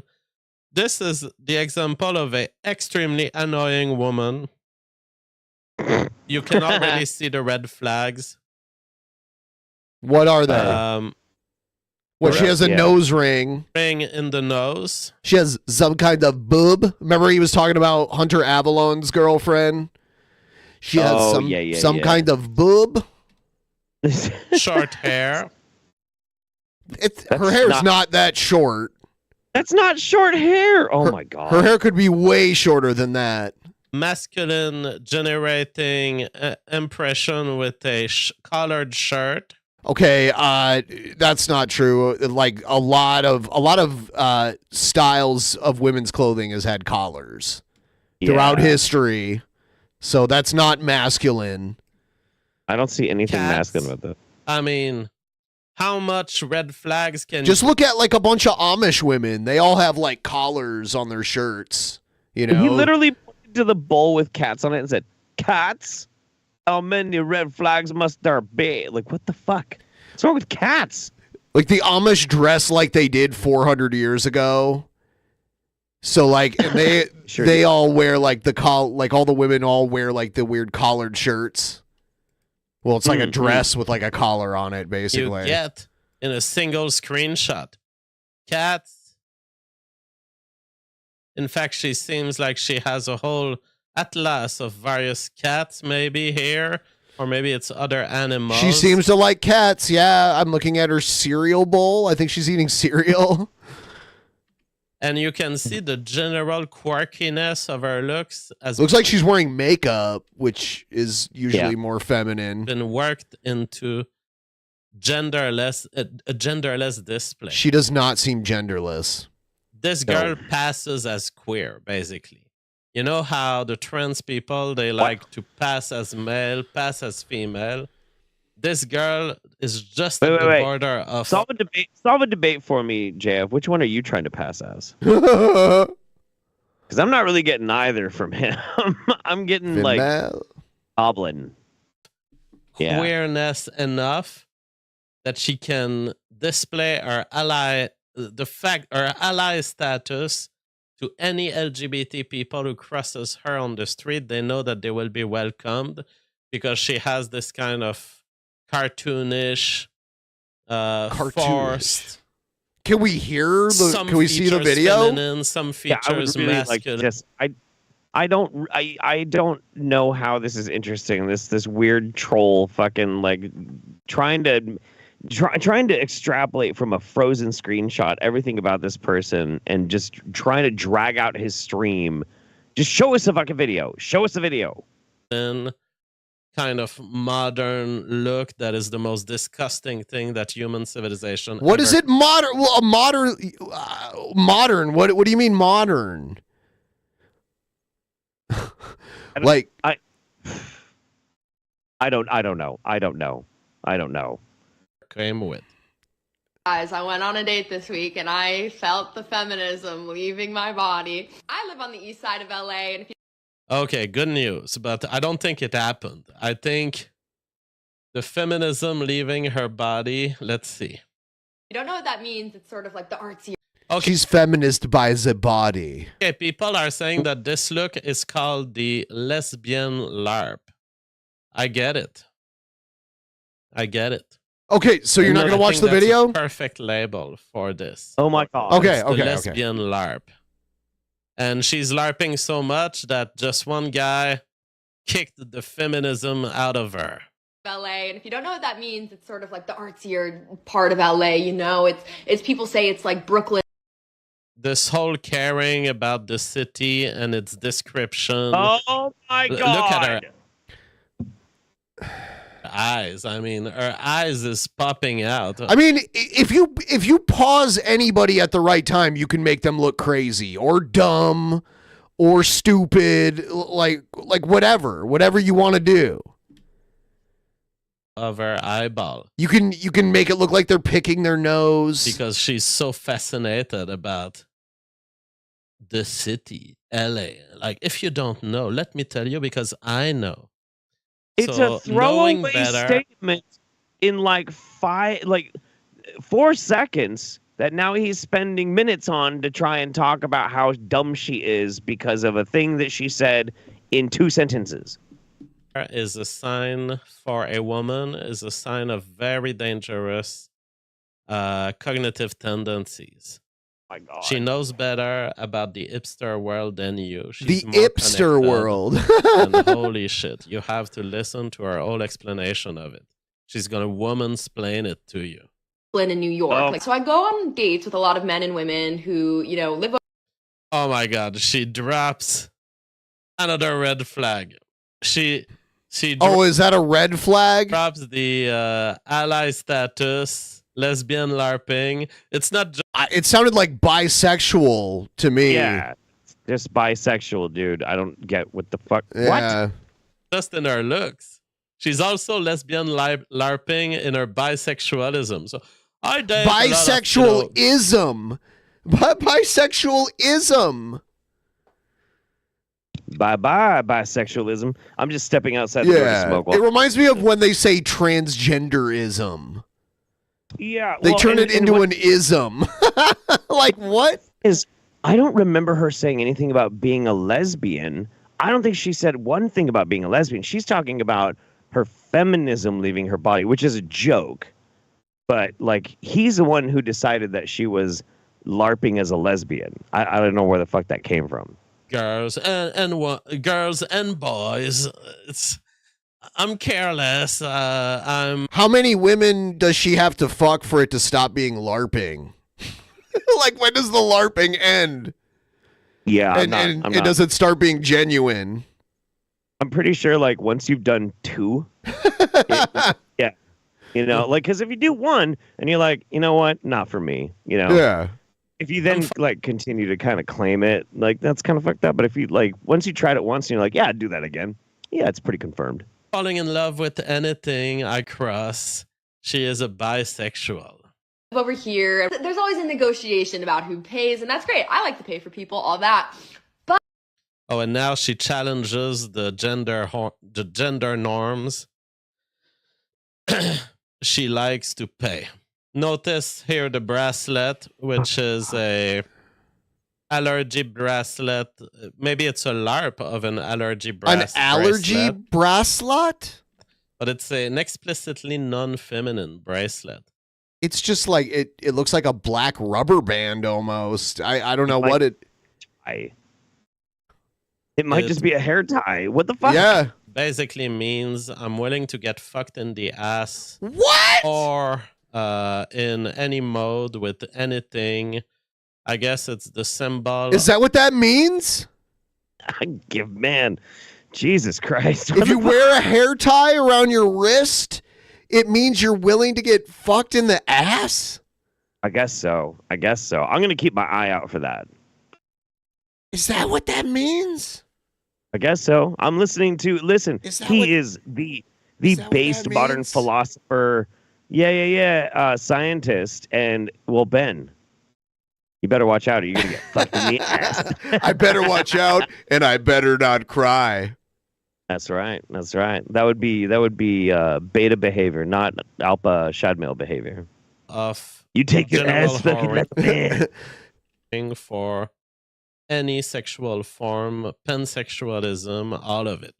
People are saying she's hot. She's not bad. It was weird that you were talking shit about her looks. She's probably way more attractive than anything you could get. So yeah. She has genetic potential to be hot, but she's trying very hard not to be hot. What? She's trying very hard. I think that's just your opinion, bud. That's just your opinion, bud. And, she would have the basis. She has the body basis and form. Body. That with proper memes, with proper education, she could be a 9 out of 10, maybe 10 out of 10 in certain circumstances. But she makes herself intentionally a 5 out of 10 because she likes it. She likes burning money like the Joker. You know how the Joker burns this pile of money? And he says the city deserves it. What the fuck? The Joker burned the money. A better criminal class. She does the same with beauty. By the body. She is ruining her own beauty just to show that she doesn't give a shit. Just to show that all these people out there who have a plan, she doesn't have a plan. She's the Joker of the dating world. She's willing to let herself be swayed in any direction by the environment. But what I will say is that I sort of fell into going on a date with the most guy's guy I've ever been on a date with. And basically, you have taken all these extreme facial expressions and this whole narrative storytelling. I'll tell you what. I've got a fucking hair tie around my waist, motherfucker. You wanna fuck my ass? Do you wanna fuck my fucking ass, Jeff Holiday?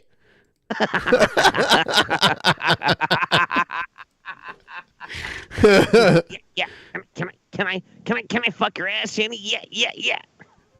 Yeah. Where did that go? Oh, right. Oh shit. I need to make this a little better. Like I need to make this work a little better because it's. Damn it! You can.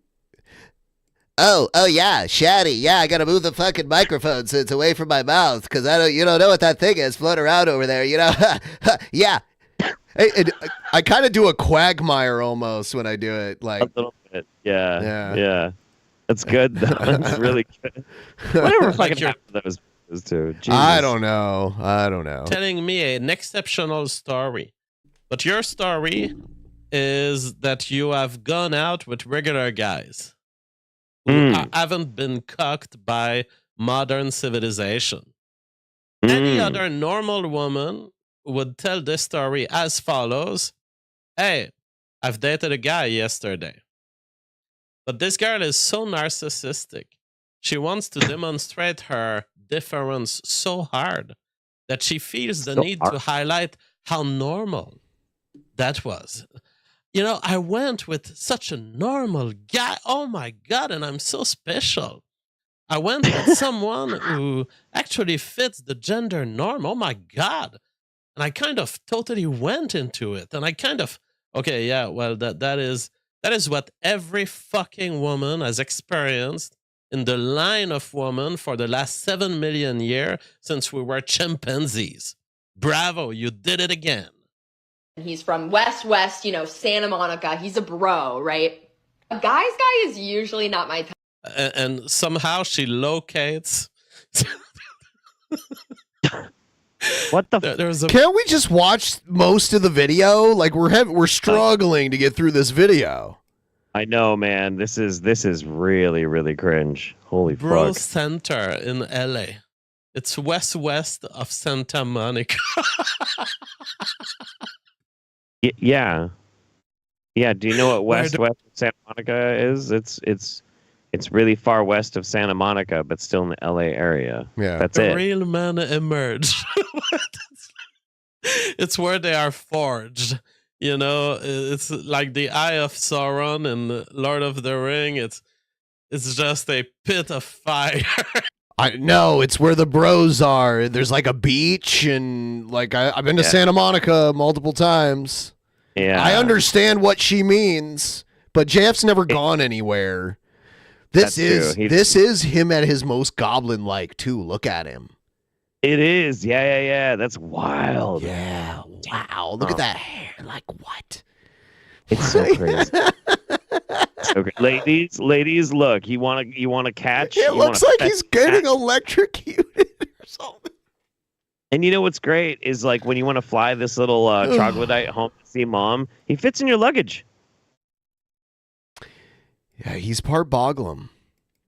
He is definitely part Boglum. And the man exits like an orc from the sorcerer's gigantic farming uterus, orc farming uterus, and it's like uterus. Santa Monica, and then he kills a random other orc. Oh my God, it's like Lord of the Ring. It's happening. Wait. Matt. Also, hi Matt. Good to see you, buddy. There is absolutely West Santa Monica, because Santa Monica is not just the beach or the pier. Right. It's a neighborhood. It's a big neighborhood. And there's a far west part of it, and it's a very specific type of people that live around there, usually with a lot of money. West of Santa Monica, if you're ever looking for a real man. Steven Robinson says JF's buying a plane ticket now. West of Dante. Oneida is literally the ocean. Type. Like, I cannot remember the last time that I went on a date with like a straight bro, you know? Okay, so she's been dating all these LGBT activists at the border of female, non-female, agender, neutral gender. What I'm saying, but it befell me. It befell me in an organic fashion. So I'm on this date with this guy. An organic fashion. So basically, can we get to the fucking story your biology here? Made you fall in love with. He's reacting to like every single word rather than like what they mean when you put them together. It's content for him, baby, I guess. What the fuck? And the thing about a guy's guy is he's putting his card down. He's paying for everything. And I really... One thing I will say, JF, she has very nice teeth, and you do not have nice teeth at all. I ain't throwing shade on anybody's grill. That's all I'm saying. I'm throwing shade on grills. It sort of activated something feral in me. I'm not going to lie. We went to like another... Oh, well, okay, so... I mean, you're not even in love. You are just learning to exploit parasitic... Okay, but JF, you claim you fall in love with like all of the women you have sex with, so your bar for being in love is just really low. Yeah. JF is like, his beliefs conflict with his horniness, where he's like, he believes you must be in love to have sex and want to have babies. So he just gaslights himself into believing he's in love and tries to have babies with every woman he has sex with. He is the most unsuccessful of alpha shad males. It's very, very strange.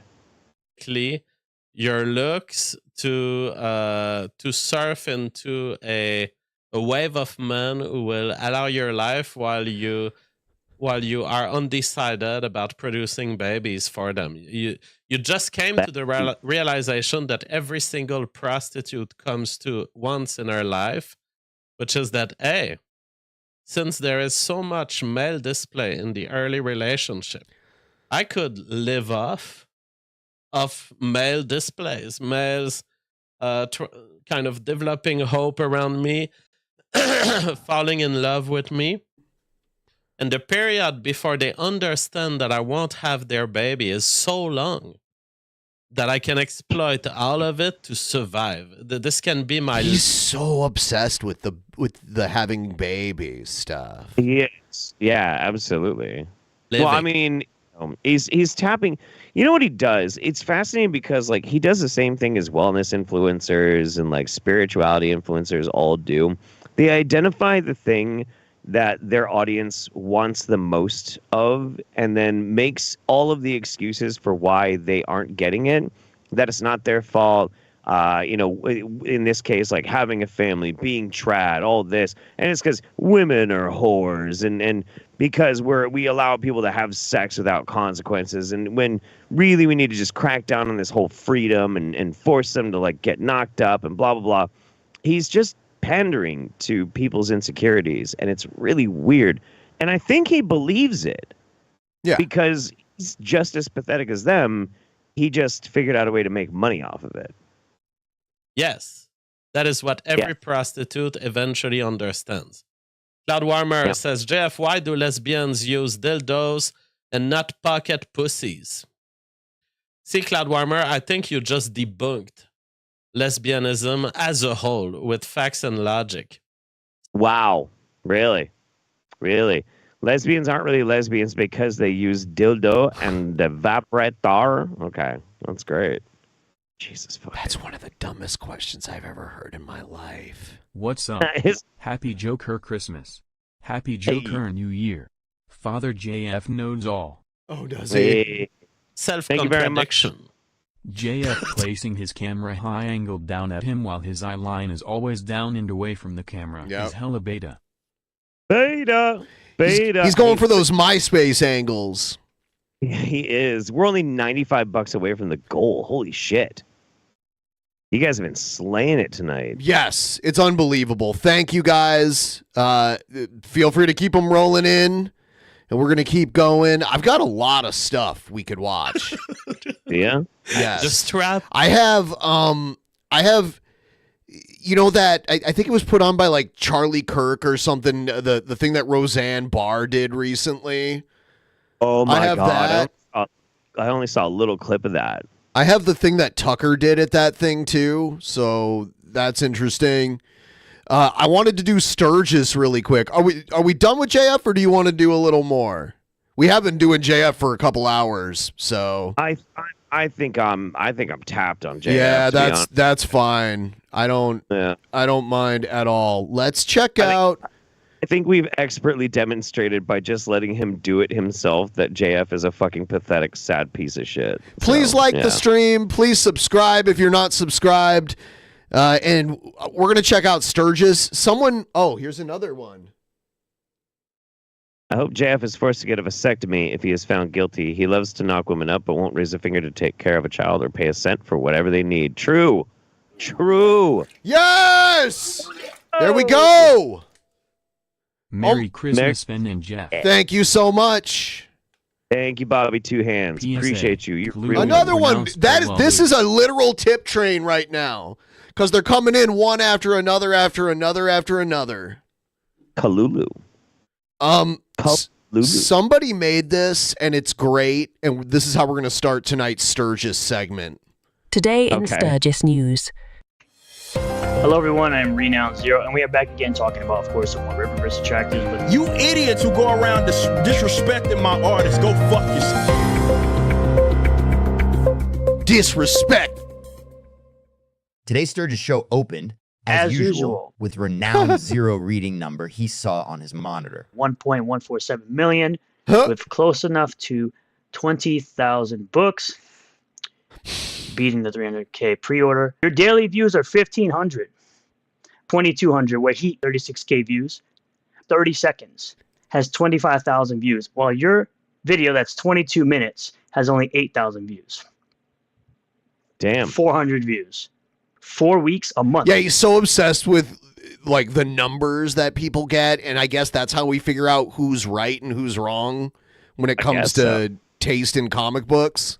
400 views. 500 views. 492 views. Over 5,000 views. He's getting better at reading, and we're all proud of him and his growth. However, he has some trouble understanding the whole singular versus plural thing. As usual. He might be a Quebecois. By the way, Renowned Zero did a 2-hour and 38-minute stream and hasn't even gotten 100 views on it. No way, really? Yeah, he did a live stream where he was playing Street Fighter, and he did it for 2 hours and 38 minutes and has gotten 99 views on it right now. Oh, buddy. Here, I'll help him get to 100. The ankle biters named Tony, of course. But reading numbers wasn't the whole point this time, as Sturgis produced and published video titled Eric July Destroys Everything. Look at those thumbnails. Look how ugly his thumbnails are. It's ridiculous. He's got like multiple text bubbles on it. Wow, that's terrible. Everyone in his 4 canon sake return, the Buster Baxter and Frogboy cope hard. In this video, he attacked 2 gay comedians from California, Tony TG and Dick Masters. He accuses his enemies of crying and being emotional. This is what they do. Cry, as Eric July called. I'm glad we can see who you have muted in your videos. That's hilarious. You got Dick Masterson muted, but you have me blocked. You'll unblock me to talk shit, but once I start making you look dumb, you block me again and run away. It happens all the time. Yep, sometimes daily. Calls out every single one of you weirdo haters that are so concerned with this man's success or his downfall or anything personal that he has going on in his life. Despite the fact that his idol Eric D. July trademark violence. Look at that horribly unflattering photo of him. Oh, Eric. Oh, buddy. Later accused of charity fraud, cried in aforementioned for Canon's sake livestream. Just because they're international, these guys have floated out a completely false narrative that somehow it's like some fucking Chinese sweatshop full of people that don't get fucking paid, right? Like Cliff Richards is. Why is his voice cracking like that? Was Eric July ever a fat? I believe he is currently a fat. I don't think he used to be. I think he was like a track runner in college, so he's probably in good shape then. But not now. He's living the good life. He's eating through those millions of dollars he's making. It's just a random fucking guy who's not an industry vet, right? Talking about clip art and other retarded shit. It's like, what is wrong with you niggas just floating out dumb shit and not saying it? Like, you're just making it up. Why do you get so mad about it? Just ignore it. Glass House is a fucking agency, man. Lol, wow. Eric is pissed he got caught selling cheap crap comics with cheap crap clip art. It is. Look at this art. Look at the lines. Yeah. You never proved that to be true. Someone took. Bad. That's really bad. Someone took the art on the right and made it into ISOM, like a truck in this panel here. No one ever proved that to be true. First, I'd like to direct. You see this trucks here, ISOM's trucks. Yeah, this is. So if you look very closely, look at you'll this. see that this always round thing has polygon lines on it. Yeah, you see that? Right. Now, no human being would sit there and draw. Well, no, that's a computer. That's a computer rendering that, right? Yeah. Which is why this castle looks so odd. because it's just a bunch of random 3D shit they found and pieced it together. Look. So this is Isom laying down. Look at the table, right? Look at the couch, I mean. Yeah, it's supposed to be rounded, but it's like straight line to straight line to straight line. That is really fucking weird. Yeah. It's a 3D model. You know, it's all jagged. Yeah. And that there's no They took a 3D model and they arranged it in the perspective that they wanted it and then traced over it, it looks like. Why? Oh my God. Well, I mean, they're talentless. That's probably why. On the cushions that Isom is laying on. Yeah, there's shadow, but that's... And then if you look at it, knowing this, you can see that the Isom character is just a guy in a standing position that's been flipped 90 degrees on his fucking back. Moreover, Zero dismissed them for being woman. You're like a weird ex-girlfriend as I could, cause he a whole bitch. You know, for an alleged grown man, you sure do act a little female. He acts a lot of female. Trying to dig into my past and lie about him so sweet is something a bitter bitch would do. It's true. Most likely he'd look like a bitch. That's why you bitch up. Especially after doing some bitch-made shit. He likes that. Bitch, you're a bitch. Makes you even more of a bitch. You're a makes bitch, you bud. A bitch. Makes you Riley a bitch, bud. Makes anyone associated with you or Riley a bitch. You're still a bitch. So that you could throw a bitch fit. This is how you, and this is how every other detractor acts. Like a total bitch. Later, he said that he knows at least one woman whom he've even met twice. I actually know her, you idiots. I've met that Star Wars girl twice. I met that Star Wars girl twice, bud. Wow, you must be best friends. I paid for a ticket to meet her at a convention. He also used this occasion to call people fat. Fat. You're probably fat. Similar to the weird obsession that certain fat people have about me. As for Today Renowned, Zero is still to produce a single photo where he does not look fat. It's true. That's the irony there is crazy. Because at first I was like, I don't know if this guy's fat. I don't know. It is weird how in the foreground his big like Pillsbury Doughboy pasty white arm is like the closest thing to his camera.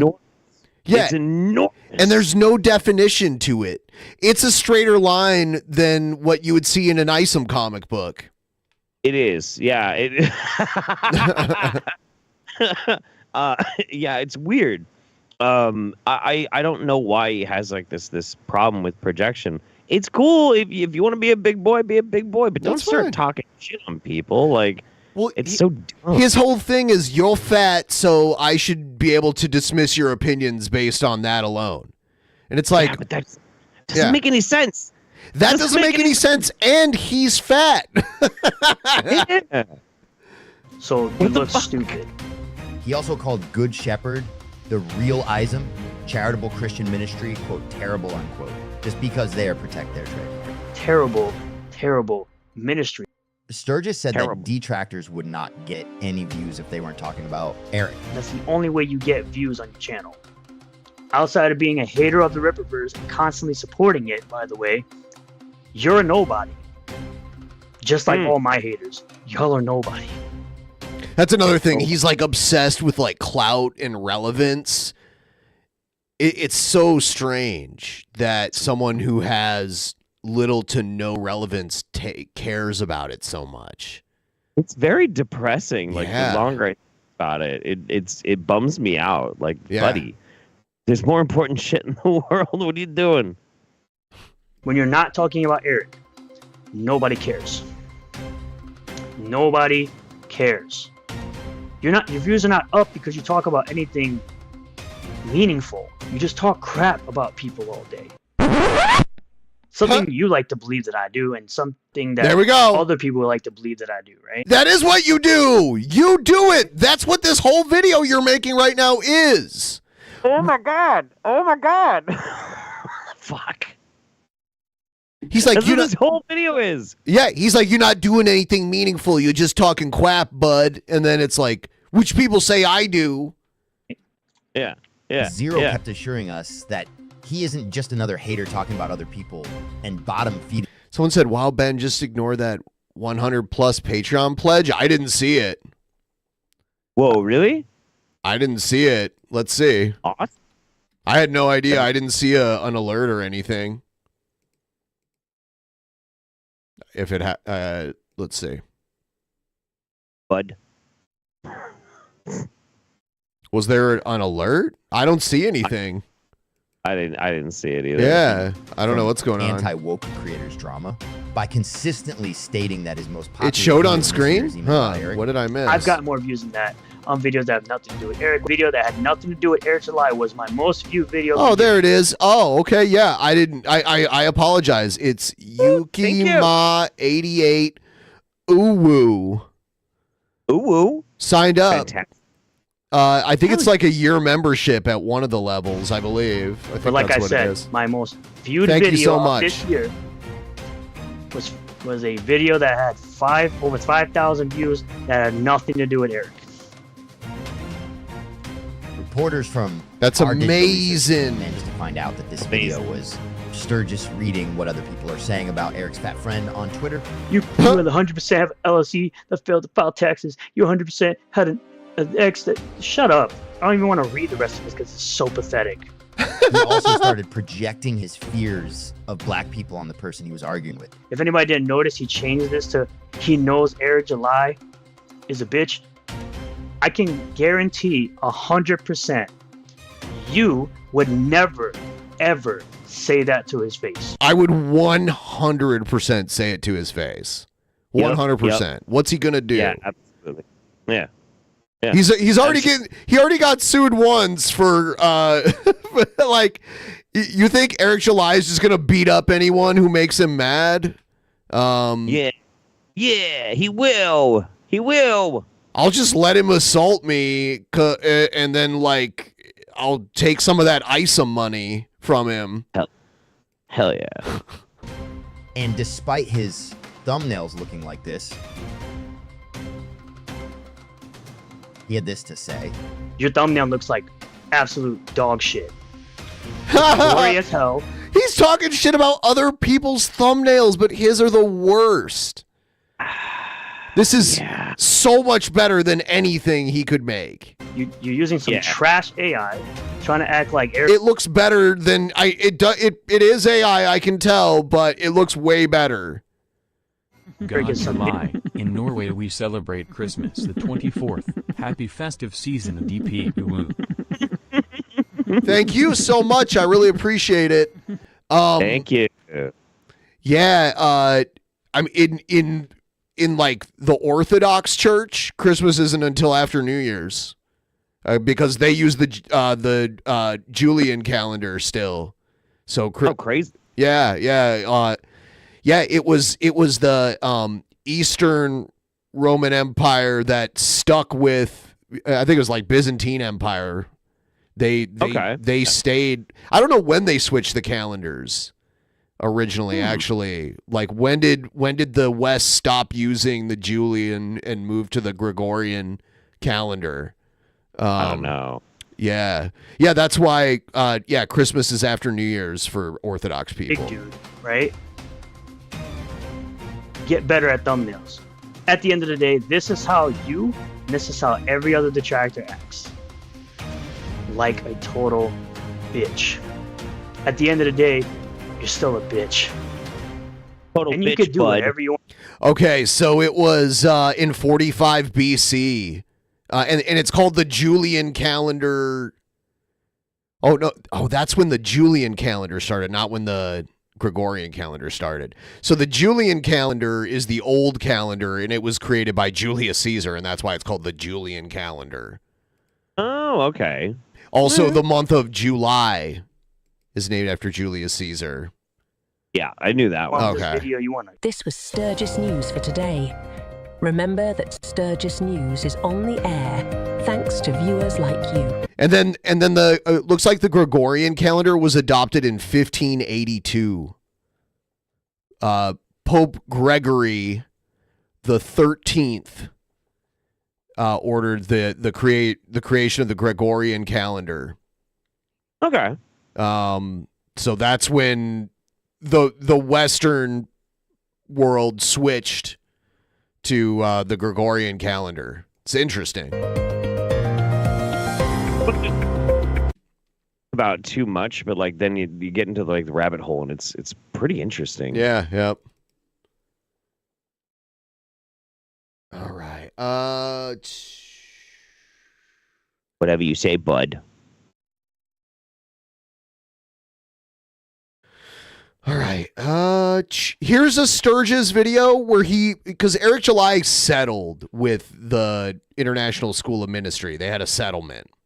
We never got any details on that though, did we? I don't think there will ever be official details because it was settled out of court. So I don't think we'll ever know. There's probably an NDA on it of some sort. What we know for sure is that both parties... Sturgis is one of the stupidest foils all of DP history. He has the trash-talking skills of a 15-year-old. He projects constantly, isn't self-aware, and a coward. Poop Donkey should trick him until being on here live like Sam Sater did with Stephen Crowder. That would be hilarious. That's great. Yeah, he's a classic lolcow material. He exhibits most of the telltale signs of a lolcow. And here, so by the way, they settled, and it was a settlement reached where neither party admitted fault in anything. I believe Eric can continue to use the name Isom for his character. We have not yet found out if the book can still be called Isom. I guess we'll learn that if that's a condition. We don't know if any money was exchanged, except for legal fees, but I don't know if Eric had to pay them what they believe they were owed in royalties, if at all. I don't know, and we'll probably never know. But here's and we'll watch Eric's video on this. But here's Sturges' video where he's kind of gloating and saying Eric won. It's not a win. Yeah, it's not a win. Somebody sued you. They didn't drop the suit. They reached a settlement with him. They didn't drop it, and it wasn't thrown out. Right. And it wasn't like Eric countersued and won or something. It's not a win. It's not a loss really either. Well, we don't know. We don't know if Eric paid. We don't know. He has some money, like whatever. Hello, everyone. I am Renowned Zero, and we are back talking about all the Ripperverse haters and detractors that we'll essentially be talking about that are coping and seething as we speak all day long over Eric July winning the trademark lawsuit. He didn't win. You're so dumb. Your bar for winning is like at your ankles right now. Seriously. To tell you that, he settled. Well, essentially, the lawsuit. Essentially, bud. If you've got your Sturgis bingo card out, you can now mark off essentially, bud. We do have it. I mean, we can play it along together now if you want. When you, as soon as you tell me like there's a bingo one, I'm just gonna take a pull of my Modelo. Fuck it. Okay. Let me get this really quick, bud. I want everyone to see it, and we'll kind of oh shit, I didn't mean to do that. Actually, I'll just use this browser window. All right. So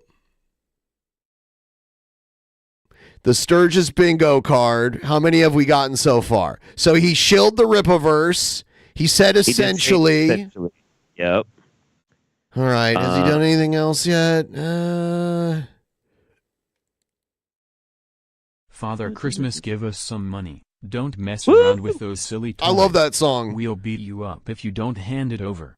We want your bread, so don't make us annoyed. Give all the toys to the little rich boys. Merry Christmas, sweet boys. Thank you. Thank you. Him losing the quote-unquote trademark that he quote-unquote. He does that a lot too. Isom. Meanwhile, moving forward, he's still... It's not a quote-unquote trademark. It's a literal trademark. It is literally your opinion, bud. Going to be able to use Isom on his book. He's still going to be using Isom in his book. Does he have to change the name of the book though? Oh, that might be that would be really fucking hilarious. As his main hero's name, And I've said this for months, including Nick Rekieta, so I deserve to take my victory lap, as I've been saying for months, that the lawsuit was going to be frivolous. It wasn't it was not. What do you mean? Do you even know what frivolous means? He doesn't. No. Okay. He doesn't. Okay. He's very stupid. It was going to be a nothing burger, and the fact that the ministry had I bet the judge said that. Oh, this lawsuit is frivolous. It's a nothing burger, bud. Yeah. acronym, right? And ISOM was the name of a hero in a different type of space, the comic book space, right?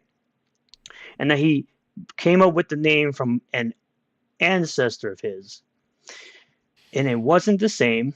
Only if you were ignorant did you... It would have went to court had they not settled out of court. And that's what everyone was saying Eric July should have done. But at first he was talking smack in his videos, playing the tough guy. Yeah, how'd that work out? Merchandise between the two were the same. It's never been the case. One's a ministry, one's a comic book hero. So, shout out first to... They always say ISOM's not an acronym, bud. It's Eric July's great-great-great-grandfather, bud. But it's like, then why is it spelled in all capital letters? Why is ISOM spelled with all capital letters if it's like a proper noun? I don't know. I was gonna try and start thinking of no. Yeah, it's got to be an acronym. It's got to be an acronym. That's what I thought it was, and I thought like when I first heard about Eric July and his bad ISOM comic book, I did a Google search for it like anyone else would to try and get information on it, and the International School of Ministry was the first thing that came up, and I did for a second until I looked, not for very much longer, but looked superficially into it. I was like, oh well, they must be related, because I also knew that, Eric July was affiliated with the Blaze TV. Yeah, that's right. Yeah. I mean, it's not a far leap at all. No. And we've known churches and religious organizations to put out, media that they think will be more palatable for younger people, like music and movies and that kind of stuff. That's like with like a Christian focus on it, which I feel that's what ISOM is. I think we're building up for ISOM to be like a guy who gets his powers from Jesus, and he's been fighting. Yeah. He's fighting like hell beasts and shit. Yep. Yeah. Have you read ISOM issue 2? I've read both of them. Yeah. I still haven't been able I've read ISOM issue 2, and by the way, if you're out there and you have it, do not post it in my chat. Yeah. Stop doing that. Yeah. Stop doing that. Please stand from this comment from 2 weeks ago. Us talking about it now does not mean you should post it in the chat. Eric lost big and is a coward. Well, that's not going to happen because clearly he won the trademark lawsuit, like I said, even though they'll try to spin it negatively as a settlement, even though no one paid out anything. There's not any proof of anyone paying out anything. It sounds like it's been a mutual understanding and a mutual agreement between the ministry and the Reproductive. Yeah, it's called a settlement. And no one who knows anything about lawsuits would say you won a lawsuit when you settled. Yeah.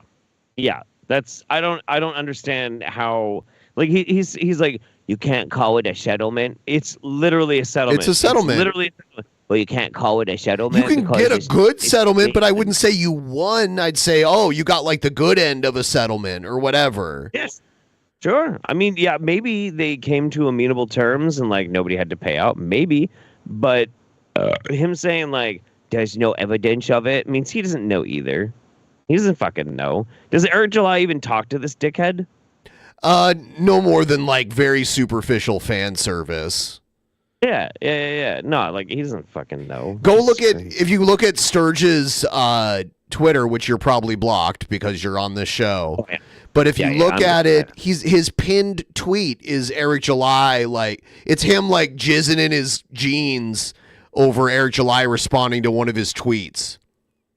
It's really Seriously. pathetic. Yeah. Jesus Christ. That hurts me. That hurts me so much. Again, and I'll say shout out to Vito. I'm wearing my What's Your Favorite Part shirt. I'm sure you're not going to do anything about it. You claim that you would bully anyone or that other people should bully other people for wearing it, essentially, which that'll never happen, especially not with me, especially not with anyone who's actually wearing it, because none of y'all leave y'all houses and none of y'all know how to do anything. See, he throws out these baseless projections like, oh, none of you leave your houses, y'all virgins. It's like, you don't know who does and doesn't leave their houses. Besides crying the internet. But we'll start here, of course, selling over 20,000 books, written by the legendary Chuck Dixon and penciled by Joe Bennett, sitting currently at $1.16 million. I refresh, $1.162 million, surpassing the sales goal by 388%. For as much as people like Vito and others like to say that, oh, he crowdfunded this. No, this is his actual money that he put into the company. It was $100K for ISOM 1, $300K for ISOM 2, and $300K for AlphaCore 1. So that's a total. But he's taking the money he's making from the campaign and printing the books. Yeah, that's how that works. Yeah, What the fuck? It's not like he takes out a loan and then prints them and then recoups the money through the campaign. No. I legitimately think every time we watch a Sturgis video, my brain starts to fuking melt. Holy fuck. He is epically dumb. I don't understand. Well, $700K invested into each for all three books, and he's made revenue of $7 million, over $7 million at this point. Because of course, you can't really count the revenue that's been made after the fact that the campaigns end and people are still buying the books. So I digress. You can pick up your books here at the campaign. You can pick up merchandise from the store, of course. But of course, I'm also going to be moving over to Blade Devil 2. Okay, I'm going to skip this part. It's like a weird, almost like Lolicon level comic. There's like weird like lewds and shit. I don't know. It's weird. I don't know. People have been What if people want that kind of shit? I don't give a fuck. But like, it's. I mean, get it. I get why some people are like kind of really pissy and pissed off about some comic stuff, because like I remember when Wildstorm came out and you've got like Witchblade and shit, and it's just ridiculous, like very hypersexualized, lots of hot babes barely clothed and blah blah blah. And sure, you know, that could be fun to read, but I'm pretty sure they still make comic books like that. I'm pretty sure you can still get those types of comic books. It's just not every fucking comic book is like it. Yeah. And that's just not acceptable to them for reasons. I don't know. It's strange. Now, we're going to start here. Of course, listening to the video that Eric July has put out about him settling. He did. That's literally what it is. Or essentially winning. Yep. Settling's essentially winning, bud. Trademark lawsuit. And I will give my thoughts. Okay. Oh shit! No, played with Top Cow. That's right.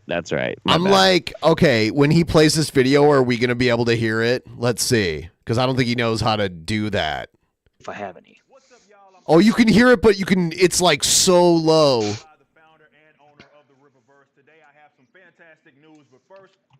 Set the scene. As many of you know, there was an active lawsuit between us and Good Shepherd Ministries. Good Shepherd Ministries was founded in the 1990s by Reverend Dr. Berwin Gilfillan, and he continues as its leader to this day. It's funny because in the first video where he talks about the ISOM ministry, he he put Christian in quotation marks, like questioning how Christian they were. Yeah, but now he's like talking about them how great they are.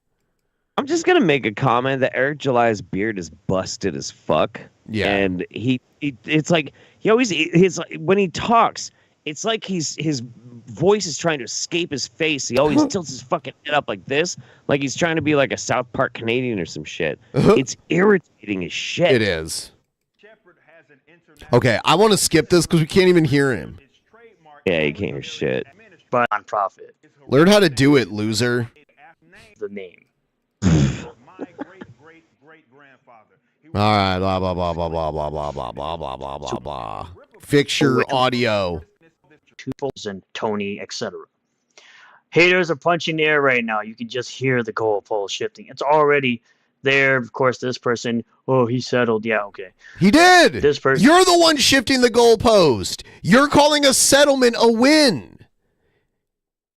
Because you were like, oh. Yeah. Go ahead. Sorry. Oh, no, I was just going to say, like, they were saying that it was going to get thrown out and it wasn't even going to make it to court. And now it's like, oh, he settled, therefore he won. He found advice. Like, bro, the advice literally came from his own lawyers. None of you people out here. His rock star lawyers. The only person that was ever involved in all this that was a lawyer was Nick Reichardt. So for y'all to be saying all this and that, like something even I've been saying for months that it was going to be a nothing burger, which I've been the only one that's been saying that. And besides Nick Reichardt. He's a trendsetter. It's crazy to me how much you weirdos want to do this whole thing about shifting the goalposts and all this other nonsense that you're doing. Because, of course, Vito always has something bullcrap to say all the time. Bullcrap. Oh, avoiding swearing is one of the things on the bingo card. Bullcrap. Refuses to say a slur or swear. Bullcrap, bud. His book hasn't come out yet. Hashtag when is super killer. It's been 3 years and these grifters are still complaining about a comic book which never even came out. They don't actually read comics, so they can only rehash the same tired examples. Well, for you to sit up here and cry about this, right? Probably didn't watch it. You probably just looked at the thumbnail and made this garbage post, by the way. To which I responded by saying, when is super killer, because the real grift is you still haven't delivered on a product. The real grift is you, bud. No you. July has already put out 3 books. And that's all they do. They do the no you all the time. Yeah. It's like a ping pong game with them. They just slap it right back at you. No you do that too, bud. Guarantee he has more long boxes of comics and has read more current garbage than you have. As in, he has read it in the past. For the idiots that tried to get this sort of gotcha on me, right? Past tense. In the past. Of course, people want to say, oh, well, why can't you put a book out? Essentially assault. Oh, we got essentially. We got another one here. I guarantee Eric July did not put up his own 100K for ISOM. It was almost necessarily the Blaze that put the money up.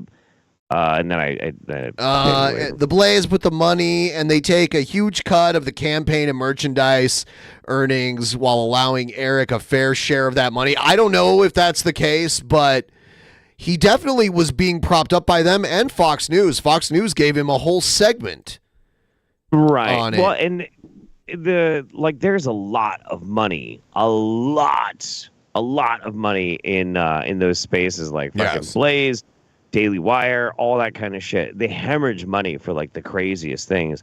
I don't think it's that much of a stretch that they'd invest 100K into like, this shit, like crypto fucking religious right-wing superhero comic book. It's definitely stealth religious propaganda right now. Sure, yeah, of course. Yeah, absolutely. By the way, guys, I just saw we're at on Patreon. We're at 392 active paid members, because now they do paid and unpaid members.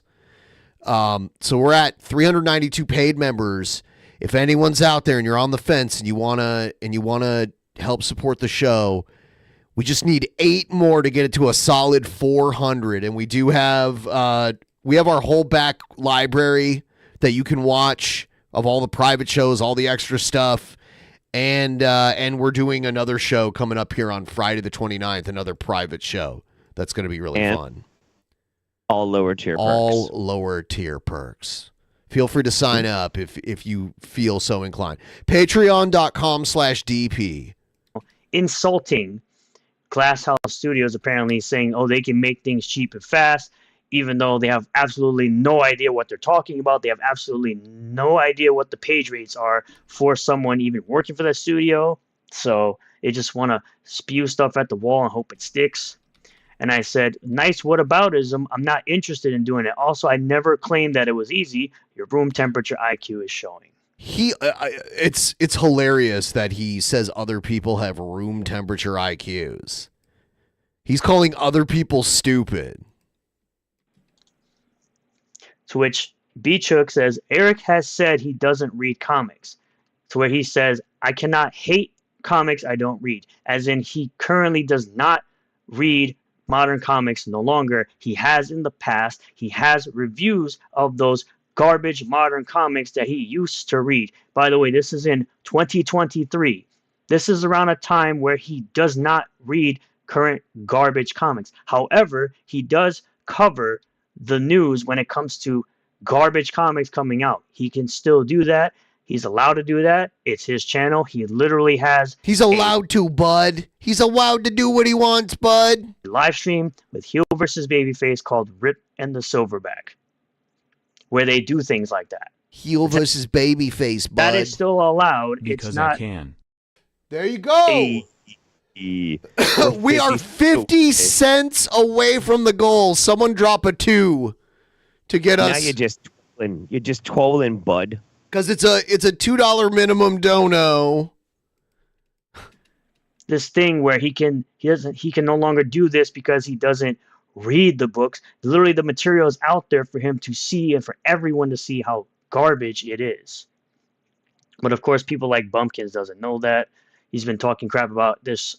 Let's see if he talks about anyone. Good Omens, 7K maybe. And you have it in the past tense. He read it in the past.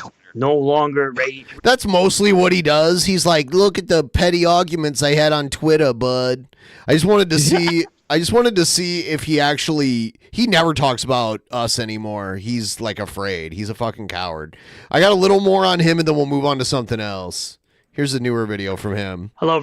Doing the same everyone, shit. I'm Renowned Zero, and we are back again talking about, of course. There it is. We're going to keep the show going for a while more. If you want to support us, feel free to keep them rolling. The haters, the detractors, consistently and constantly coping. This is a story of 3 days now. We are on day 3. Of Vito absolutely coping and claiming that he's not. This man has been going on a tirade, literally talking about everything going on right now with the end result of this lawsuit, the trademark lawsuit with Air July. Wants to sling mud, wants to throw shade, wants to talk crap about literally everyone but himself, saying he calls out BS, right? While everyone calls out the BS of your work ethic, the BS of... Oh, by the way, Seth looks... yeah, the $2 donos, they don't... they show an alert, but we might miss them because they don't make a sound when they come up. Right. You did right. Eric didn't win anything. The best you can claim is that he could have lost more, and that is true. Yeah, the $2 donos, they don't make a sound, and they don't... sometimes we don't see them because they don't make a sound when they come up. The fact that you have no discipline, the fact that this is all you know how to do is absolutely throw shade and talk crap about literally everyone else without finishing your own project. You want to sit up here and talk crap about Air July. You want to sit up here and talk crap about his art editor, by the way. Talking crap, bud. A dumbass like you doesn't understand the difference between a editor for, the storyline versus an art editor. You and Dick Masterson both like to sit up here and claim that, oh, his editor is so good. He doesn't edit the story. He edits the art.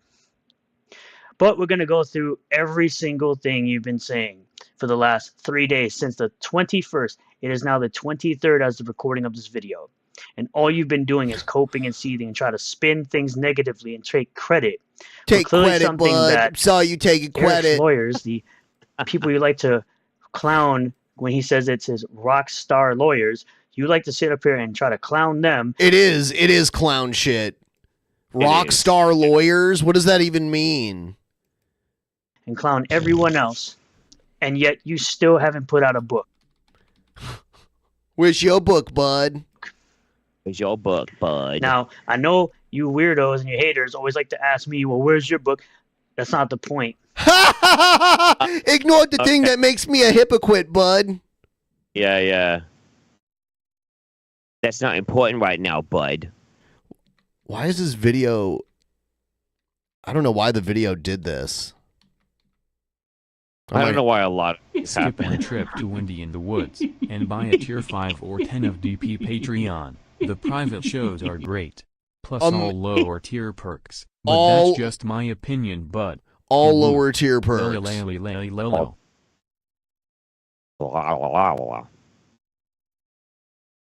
Lower. One moment here. Okay. Jesus Christ. Damn. All right.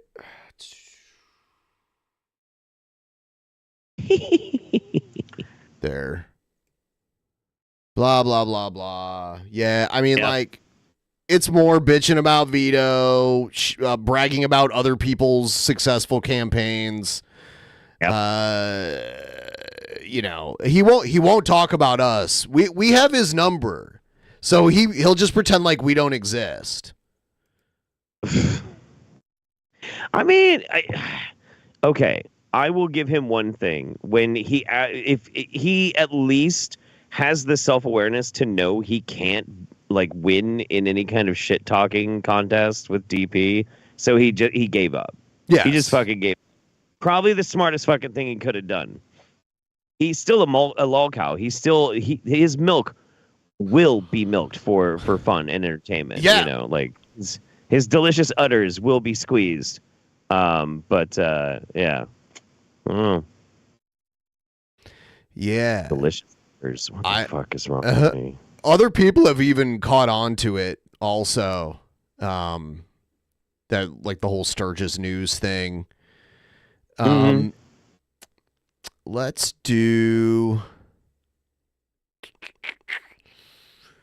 check out this Roseanne Barr thing.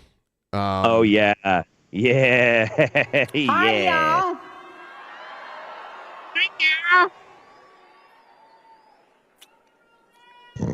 Greetings, humans. I will say she can be funny. She like I've seen her do even recently. I've seen her do interviews where she still says things that make me laugh, but she's also insane. She's absolutely you know she had severe brain damage. She was hit by a car and her skull was cracked. And she ended up going into a mental hospital for a while after that. Really? And then after all that, she had her success as a comedian and an actress and all that shit. So that was after. Oh, no shit. Weird. Yeah. She was like 17, 18 years old and she was hit by a car and it like cracked her skull. Oh, that's terrible. Yeah. I mean, it maybe whatever happened is degenerative and that's why she's like losing her I don't know. She was always kind of kooky, but yeah, I think age probably is playing a part. So nice to see you here. So nice for you to come out here. So nice for you to like know enough to be. It's crazy because she, you know, a decade ago, she was running for like president as a socialist. Yeah. And she's super. Yeah. Here. Thank you so much.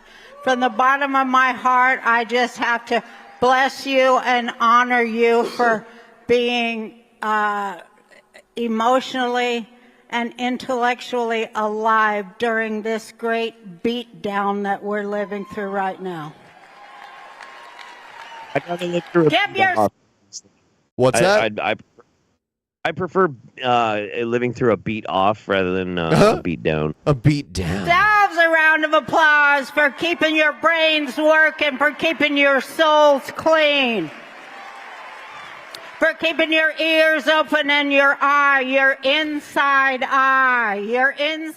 hidden eye. I'll tell you what, though, when she brought back Roseanne before she got fired, It was the #1 show on network TV. It like reclaimed its spot after being off the air for so long, and they did the weird dynamic of her being a right-wing weirdo and the rest of her family not. They made that part of the story, and it was actually good the way they did it. That's cool. Yeah, it was done really well. And they made the show like a product of its time. Like back in the old days, there was an episode where her son was mad because they were making him like dance with a black girl at school. And in the new version of it, he has a kid that's half black. Okay. So they kind of like flipped that, you know what I mean? Yeah, interesting. And they have a non like the other daughter has like a non-binary kid in it too. Sounds pretty woke to me. It's interesting because then there's Roseanne who's like pro-Trump and all that, and like they made it seem like Roseanne and her sister hadn't talked for a while because of the whole election and political differences and stuff. Okay. It was actually done well. I watched every episode of it, and then she said her dumb shit on Twitter and got fired. And now now we have the Connors, and without her, it's actually not like the Connors isn't good without her. Her being there made it good. I don't know. The one that, like, God really sees in you and nobody else. You know what I mean? No. Thank you for caring about God. Thank you for caring about your country.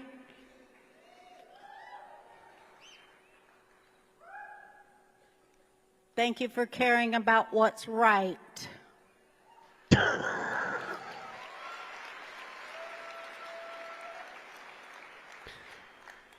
Oh, and another thing, they had 2 actresses play Becky back in the day because the one left and they hired a new actress to play Becky.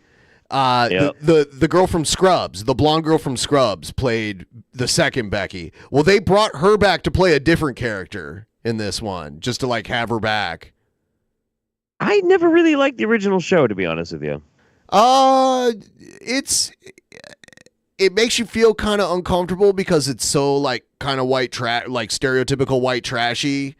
But I actually, it's I don't know. I've enjoyed it in the past. Okay. It's not like I'm watching it today, and then they brought it back and they got it back to where it was. It was so strange. And then I don't even think it lasted a whole season. Cause Roseanne like just said some stupid dumb shit. People should have been like, don't be on Twitter. Don't do it.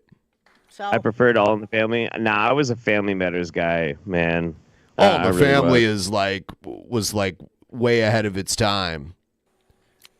I wanted to be all encouraging and talk about stuff like that. But of course I can't find my dang notes because I don't know how to work these whatever computers they got. Oh my I God. don't know how to do it. I lost all my notes. Is someone going to come What up and the help her? heck? Oh, well. She What had do you wanna notes. talk about? She had notes, but she couldn't find them on her computer. So now she's just going to be like, what do you want to talk about? It's like, that's not how this works.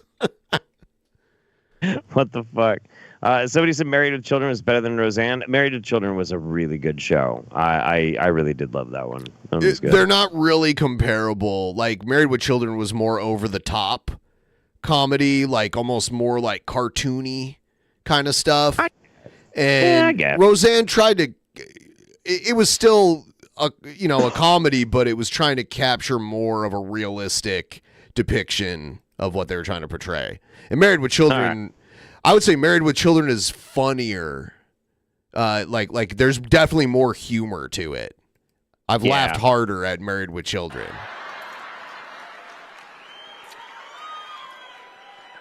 You want to talk about how great it feels to like fight.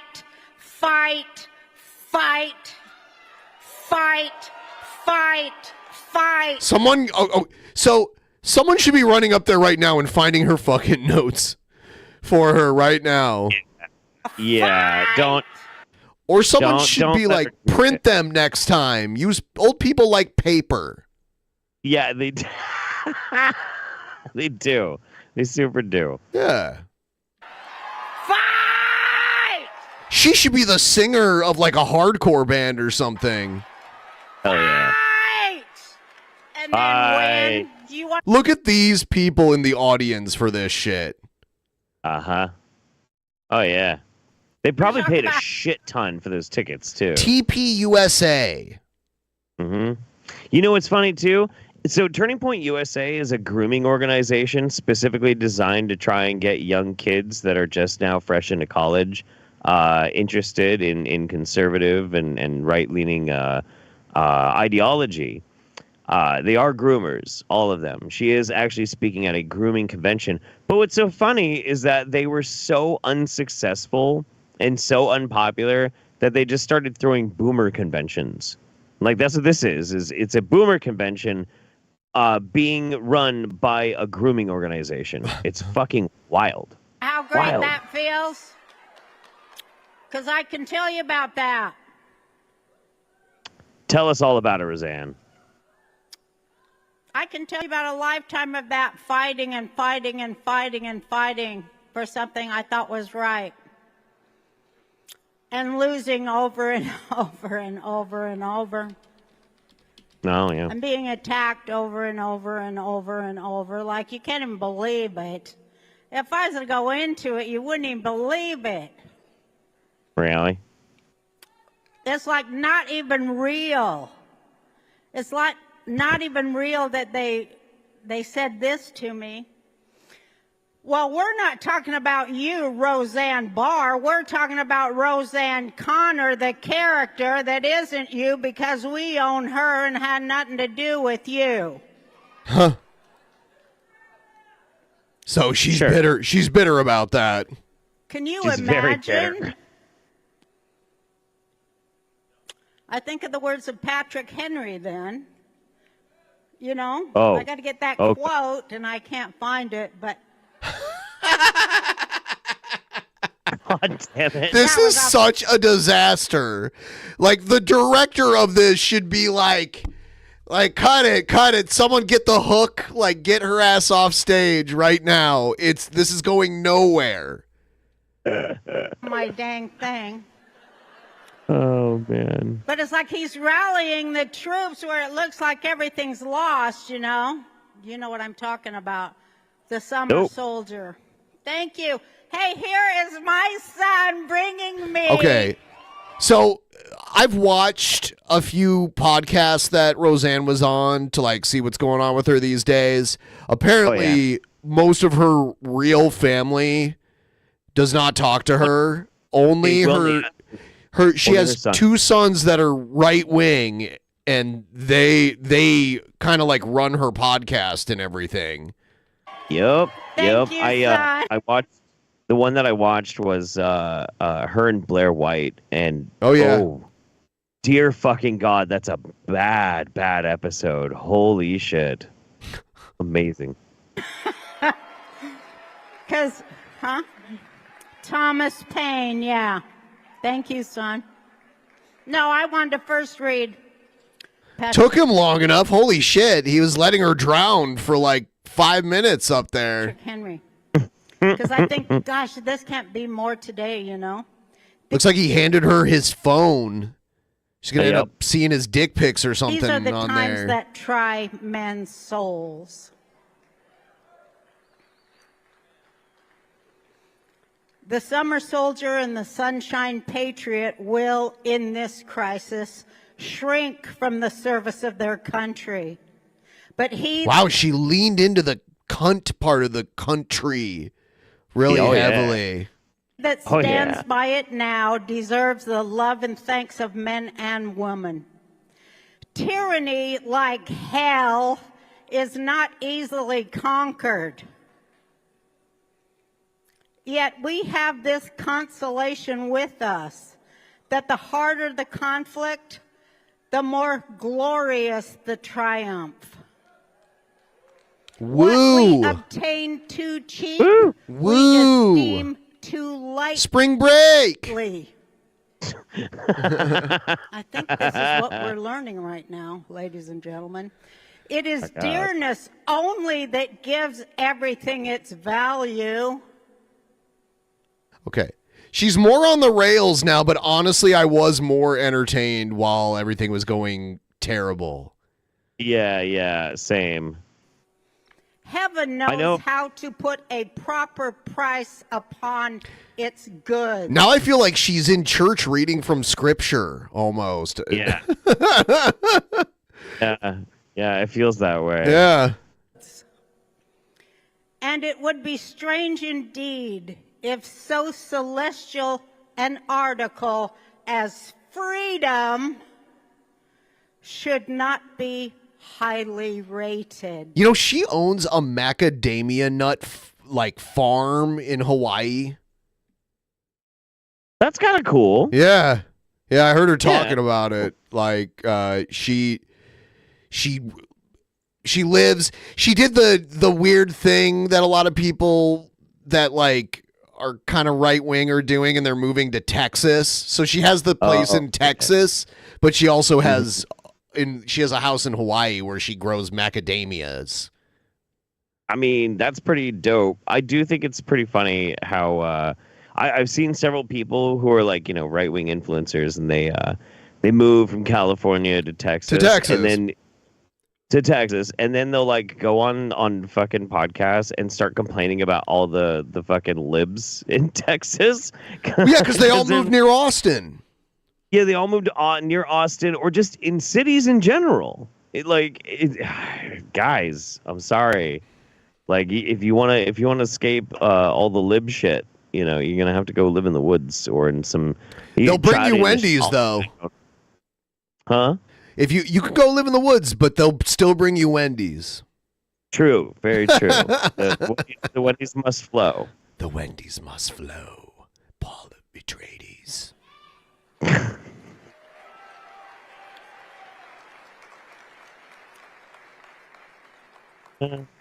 This from Thomas Paine. Because it's so right now, too. I call not upon a few, but upon all. Wow. This sounds like she's reading the Bible. Not on this state or that state, but on every state, up and help us. Lay your shoulders to the wheel. The wheel. Better have too much force than too little when so great an object is at stake. Okay, go back to what you're doing before. I was wrong. Whatever you were doing before was better than Let this. it be told to the future world that in the depth of winter, when nothing but hope and virtue could survive, that the city and the country, alarmed at one common danger, come forth to meet and to repulse it. I'm repulsed. Very repulsed right now. Macadamia I'm nut. just all in. I love me some macadamia nut. They are good, though. They're usually a little more expensive than most nuts. Yeah, they are. They're pretty good. I like pine nuts a lot, too. Pine nuts are fucking amazing. Yeah. Incredible. I eat I like to eat pine nuts on like a salad. And there's this coffee that I got into after I moved to New Mexico. I've only ever seen it there. So I order it online. Well, they'll sell it at like Trader Joe's as like New Mexico Pinon coffee. It's roasted pine nut coffee. It's the most delicious coffee I've ever had in my life. Roasted pine nut iced tea is really fucking good too. That's fucking amazing. For President Trump, I just want to say that I'm just all in. Boo! I'm just all in, I said, I'm all in, whatever, you just let me know I'm all in, because I know if I ain't all in, man, they're going to put my ass in a gulag. If he loses, I know, that what they're going to do. I mean, he's not. What do you mean? Why aren't you already in there then? What's stopping them from putting you in there now? Because he's not president now. Right. Like if you're such a threat to like the Republic, Roseanne, why aren't you in the gulag now? Right. Really want to. None of this makes any sense. Go to a re-education camp and have to give all my money away to a bunch of losers that never know how to get a job. I care about them.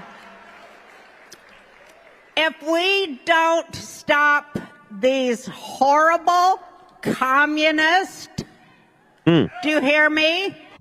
She runs through all of the bad words that right-wingers like to refer to the left as. This is one that I heard, yeah. Here's communist. She's going to add a whole bunch to it here.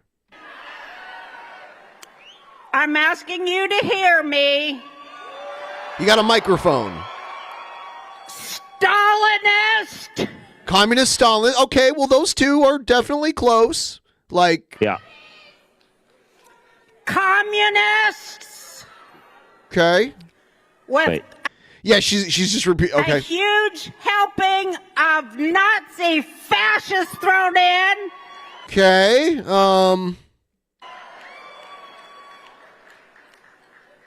Plus, wanting a caliphate.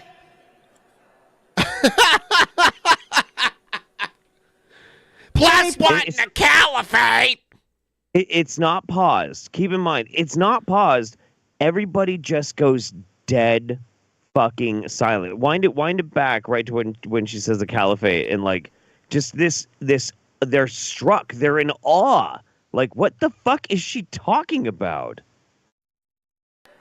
Plus, wanting a caliphate.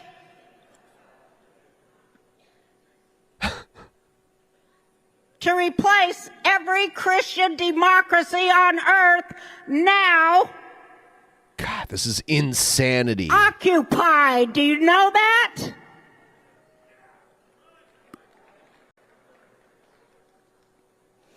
I just want the truth. We deserve to hear the truth. That's what we want.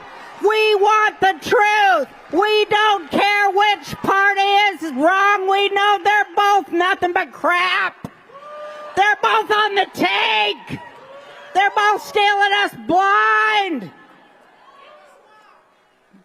Jesus we Christ. just want the truth about everything She that sounds we... like my 90-year-old grandma, except more senile. She's out of... I do think a lot of this does go back to her head injury. She has a confirmed head injury, and she was given mental issues based on her brain injury, kind of like a Tila Tequila kind of situation. But somehow she was able to pull it together and become successful. Like, this was before she was successful. Yeah, So- Tila Tequila do that. No. What is she been up to? Shit. I mean, just the next phase of the crazy, right? and died and suffered to protect. We want the truth.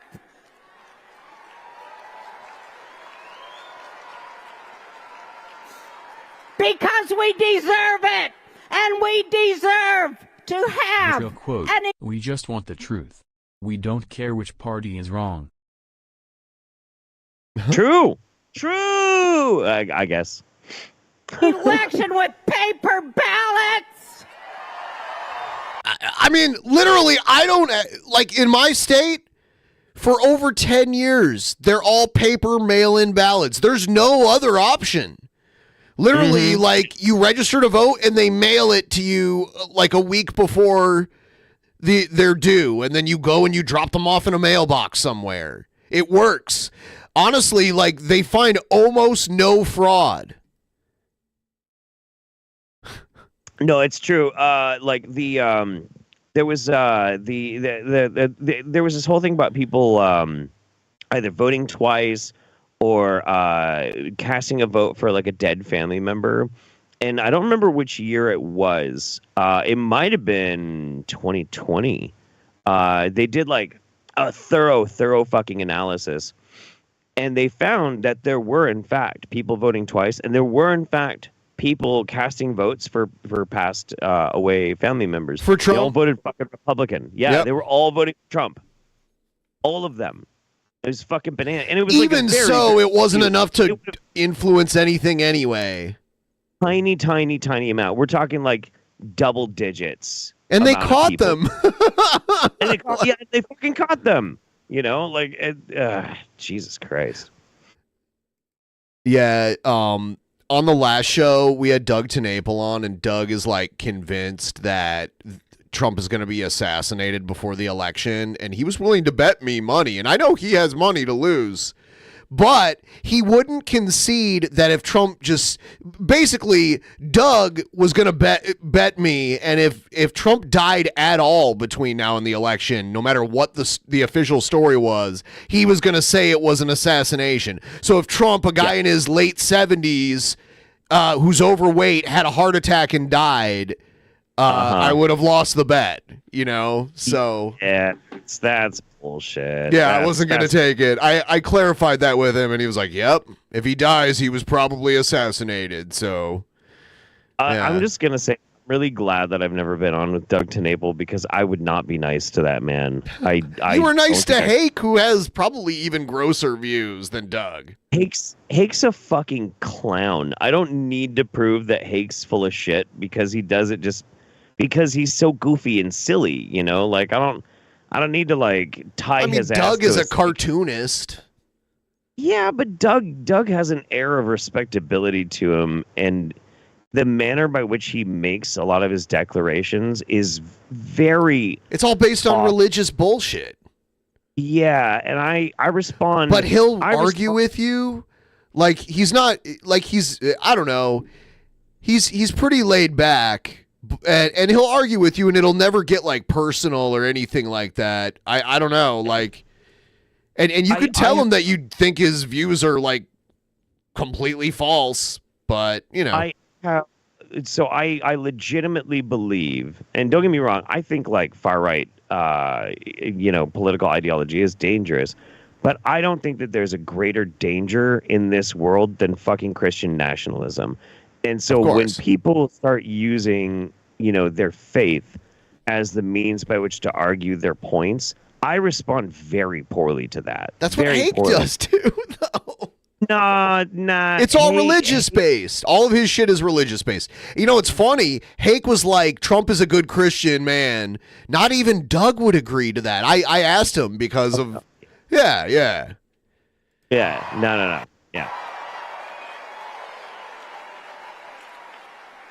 And with proper identification to prove that you are a citizen of this country. Stomp up a car trunk.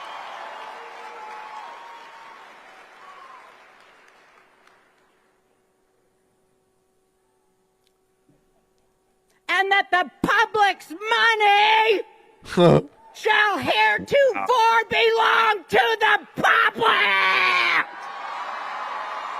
This is craziness. The public. And there shall be a fair accounting of it, and where it was sent overseas, we shall have that money returned to our national coffers. Am I right? We got a stinking system of justice. We got a stinking government. It don't even know what. It's so busy with its hand in the cookie jar, it don't know how to rule people. The only thing it can do is go, well, I guess if you let the guilty out, that makes something, that does something good. It's still better than when she was reading. Yeah, I guess so. That's guilty true. out, because that way we can, forgive ourselves for being racist. Or whatever the hell it is they're thinking. Oh, what they're thinking, huh? I think that was an admission right there. What are they? Or whatever else they might be thinking. Thinking? Fuck it. It doesn't make any sense.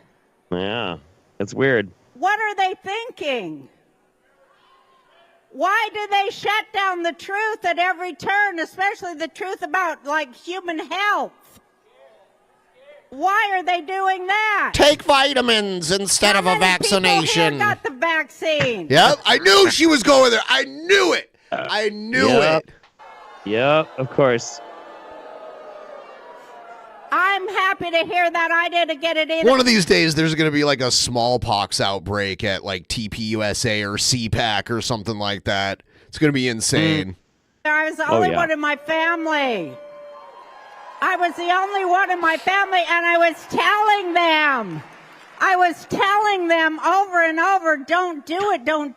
Why would you? You know, why? Hey, you guys, my family won't fucking talk to me. It's a liberal conspiracy. So, Honest Red says Trump invented the vaccine, though. It's kind of like one of those Cobra-isms. They hate vaccines more than they love Trump.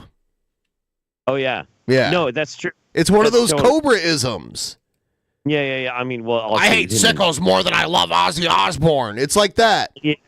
Yeah. He's even gotten like almost booed at his own rally. It was straight up booed, not almost. It was a straight up boo from thousands of people. Yes. Yeah, and he was like, yeah, no, I'm responsible for Operation Warp Speed and pushing out the vaccine, saving lives. That's like one of the few things I'll really give him. That's because Trump's ego is bigger than his sense of like pleasing his audience. And usually it works because they just worship him. But on that issue, they're so indoctrinated that they'll boo him on that front. But Trump doesn't care because he wants to take credit for it. So, yeah. Yeah. So, you know, I don't know. Now they're like, I'm the only one in my family now that's healthy. Terrible. That's just I'm going to miss them, you know. I'm going to miss them.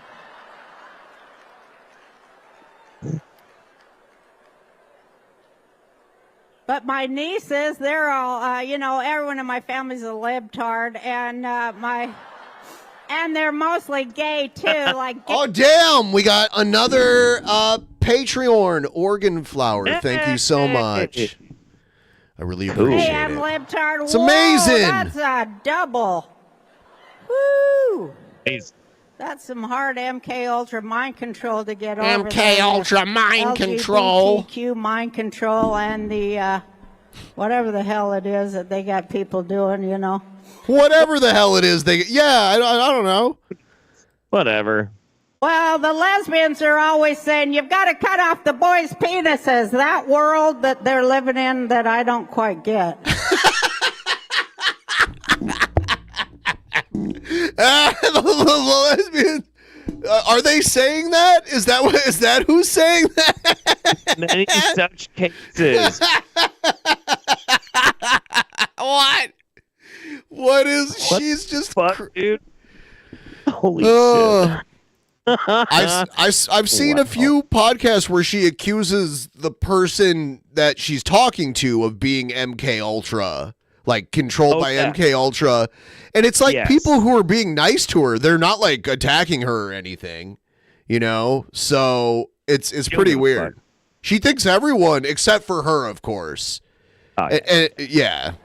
It's always the lesbians on TV saying, we are for trans operations on boys to remove their penises. Is that literally what happens? They go, I'm a lesbian and I'm for all of that. I don't want to repeat all that stuff. Penis. Give me the penis. Give up. Cut it up. Put it in my hand right now. I'm lesbian. I am lesbian. Give me penis. I mean, I hear that from lesbians all the time. They're like, God, just give me some penis. I'm like, oh. Wait. Maybe that's not weird. what they meant. I don't know.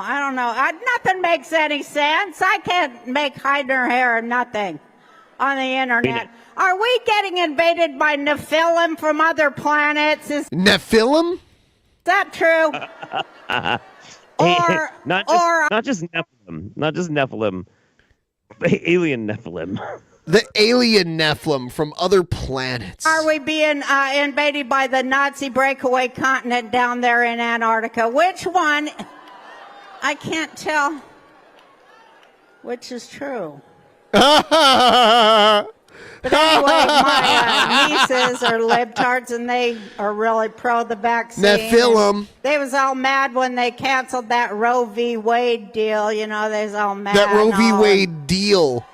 I said, I go, oh, why are you so upset? You're never going to get pregnant. She's got a Wicked Witch kind of laugh. Oh, you're never going to have a baby. Hey, you're vaxxed. I like how she's wearing like all beige, right? Or is that, would you call that beige?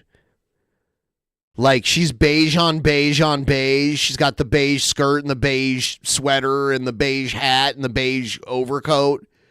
She's just like beiging it up, right? I don't see colors that well, so I don't know. Like, is it beige or tan? Is it beige or tan? I'm really bad with colors. Like, I sometimes I feel like I might not see colors that well. That is beige. It's all beige, right? Everything in her outfit. Because, like, normally, like, why not wear something brown with it? You know? It doesn't have to all be beige. She's very beige. You know, I've heard this, and I don't know if this is 100% true, but like wearing all the same color like every day can be a sign of some kookiness. We used to have this crazy lady in my hometown called the Purple Lady, and she wore like all purple every day, and she'd walk around downtown like waiting for the bus and stuff, and we would all see the Purple Lady, and like... Every day, like, I saw the Purple Lady. Do you see the Purple Lady? You're like, yeah, it's the Purple Lady. Yeah, and then one day I Googled the Purple Lady of Toledo, and there was like a whole article about her on there. There was this guy named Libris here in Eugene, and he wore a wetsuit every day. Yep. Fucking day. And he was really nice, too. He's a really cool guy. I hung out with him a few times. He's a weird, interesting dude. I also lived in a smaller town that had a guy named Star Traveler that was kind of like a local weirdo. I would hang out with Star Traveler. I would not share his joint. Oh, my God. So I found really quick. We'll get back to Roseanne. But, yeah, this is all about the Purple Lady. Here's like a whole article about the Purple Lady. Here's the Purple Lady. I don't think she's with us anymore, but there she is. Right there. She ended up moving to Virginia randomly. This article was written back in like 10 years ago. So. Wow. Daryl! Oh, yeah, we love this government. I believe Biden got 81 million votes. I'm probably the only person in this room. Do you guys believe Biden got 81 million votes? Really? Do you think Biden stole the election from Trump? Are you kidding? You guys really think that? Oh my God, you don't watch CNN, obviously. You guys are ill-informed of things. I don't know where you're getting your information. But thank God you are getting information. I mean, there's an old Jewish proverb that said, don't pee up my back and tell me it's raining. But that is what they're doing to us. They're peeing up our backs and tell us, oh, it's raining. It's raining. They're peeing up our backs. Yeah. And tell us all it's raining. Yeah. Okay. I don't think that's a Jewish proverb. No. I don't. Yeah. No. That's a very strange. Yeah. No. You're out in the rain.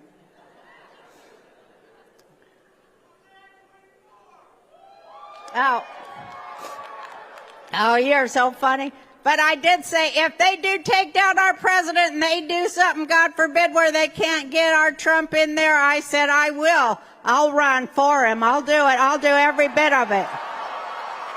If I'm needed, I will, because I agree with everything he says, does, and is. And oh my God, you guys, I love him so much, you know. I really do. I got to, oh, it was so exciting. Oh my God. Well, I had met him before being in Hollywood and all, but so I liked him then because he was so cool and nice to me. But then since he was president, you know, I just thought, well, that's a whole other guy than the Hollywood guy. You know, he's the president. Now it's the president of the United States, which carries a little something extra, a lot of something extra. So I just wanted to pray for him, you know. I really, really wanted to get in there and say a nice old Jewish lady prayer for him.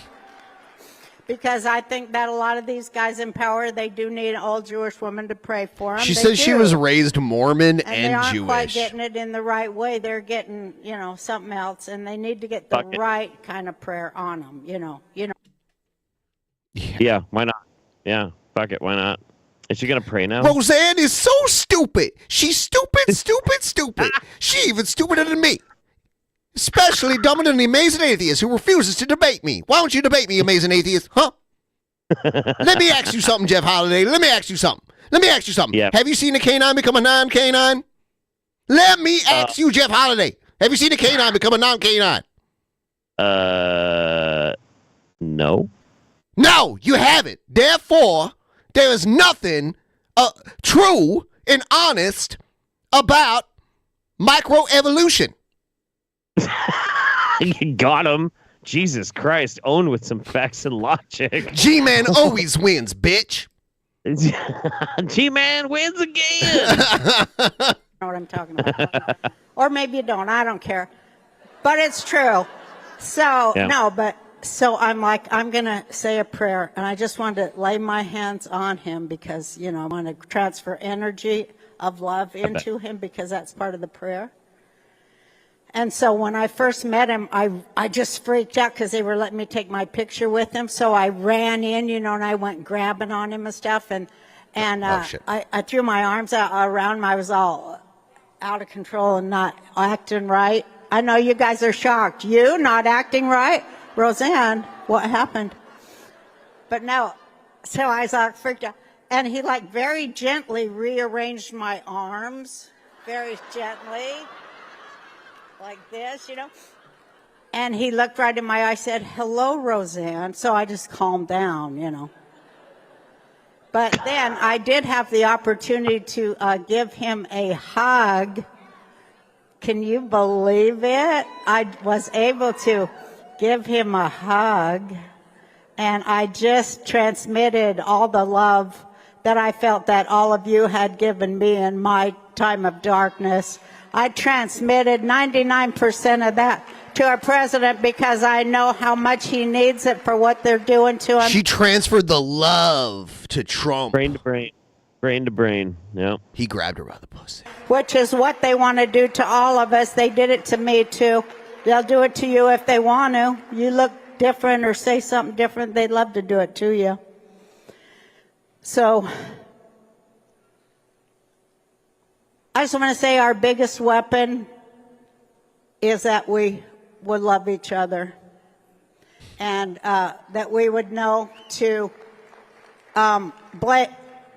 cast the blame upward instead of laterally, upward to the people who are actually at fault for all the misery we're going through for no damn good reason. But not when Trump is president, though, right? Then you... That's different. Okay. Whatsoever. And we can stop it, too, with our own native intelligence. The more we talk to each other, the more we'll figure it out. God bless you all. Thank you for having me here.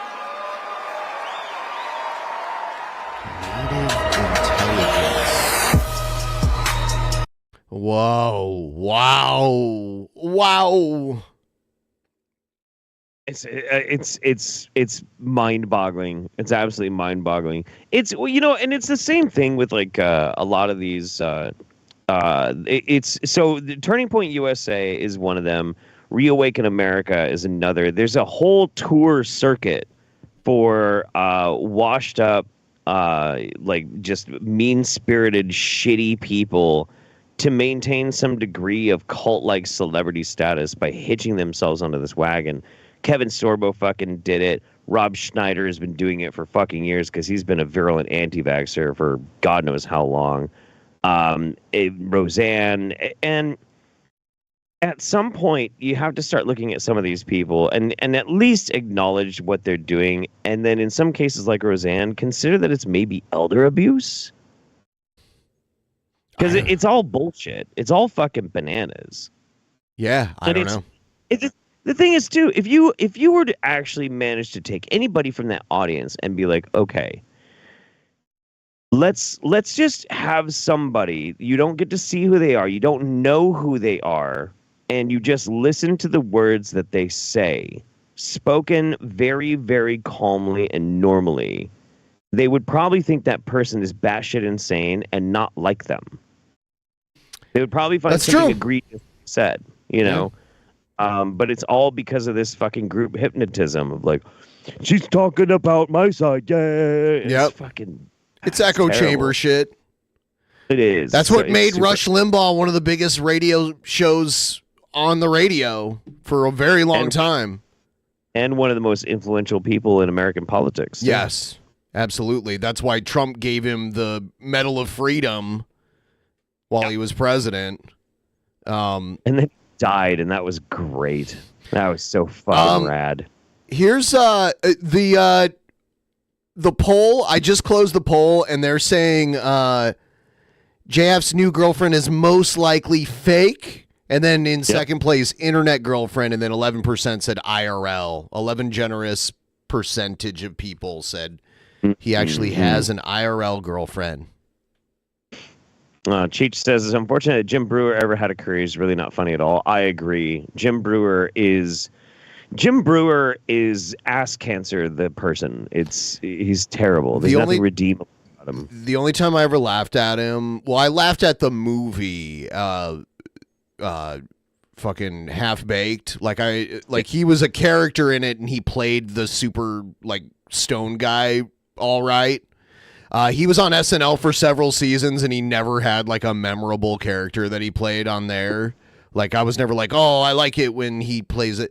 But in Half-Baked, I would say like that's the pinnacle of his career actually in Half-Baked. Honestly.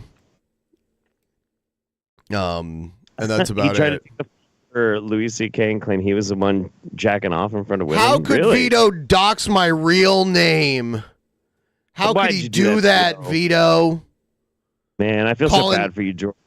I know. I can't even handle it. Man. It's awful. Son of a bitch.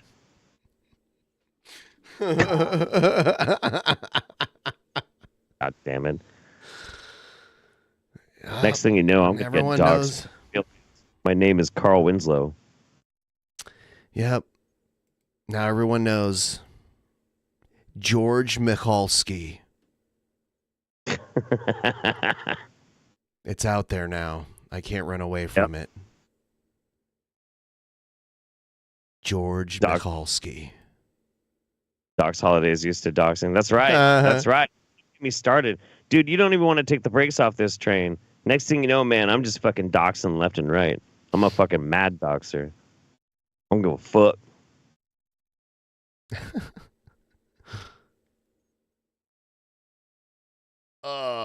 Morning. Okay, so should we do a little more, or are you spent? I'm pretty pooped with all the bullshit I had to do today, but if we got something that's kind of short, I'm down. Short. Because I have Cobra stuff, but it's not necessarily short. Well, I do have this. Someone took the Cobra Reacts person, the person who does the Cobra Reacts content. They did King Cobra as like a 90s sitcom intro. No way. Yeah. All right, I want to see this.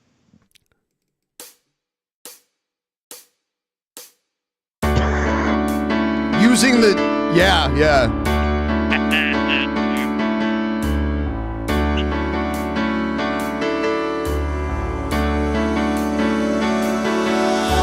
Somewhere in the world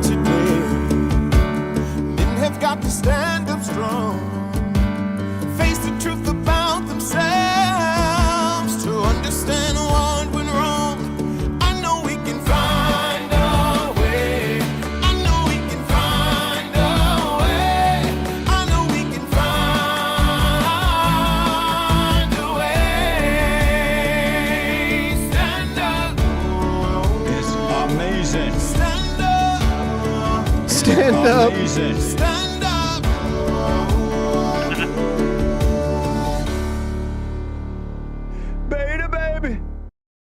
Baby. Amazing. That's fucking rad. Yeah. God damn. Another successful Saturday show though. Holy fuck. Oh my god. Yeah, it's amazing. To say the least. But yeah, I think we could wrap it up here, and we'll be back coming up here. Let me see when the next show is. It's on Wednesday. So Space Suicide. Thank you. Oh wow. Oh dude, we're doing so good with the Patreons right now. We are actually essentially, bud. Yeah, we're at 300 oh no, actually that hasn't updated yet. I'm hoping the amount of paid page, because it's not showing, obviously it's above the 392 it was showing earlier. Maybe it doesn't update right away. I don't know. Patreon did a weird update too, which makes things look weird now. I know. All right. Anyway.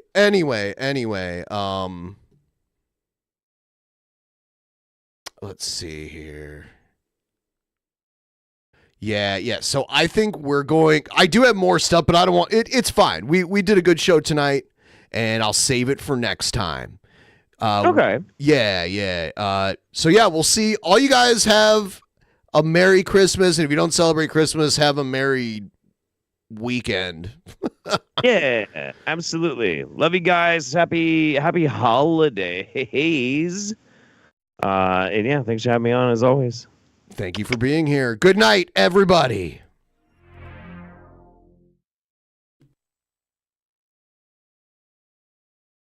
In the beginning, there was nothing. And then there was the Drunken Peasants Podcast. Drunken Peasants. Drunken Peasants. Drunken Peasants. Drunken Peasants. From the strangest corners of the internet, gonna get TP'd by Billy and Ben. You know where you can find them at. Get ready, cause they're gonna kick your... Drunken Peasants. Drunken Peasants. Drunken Peasants. Drunken Peasants.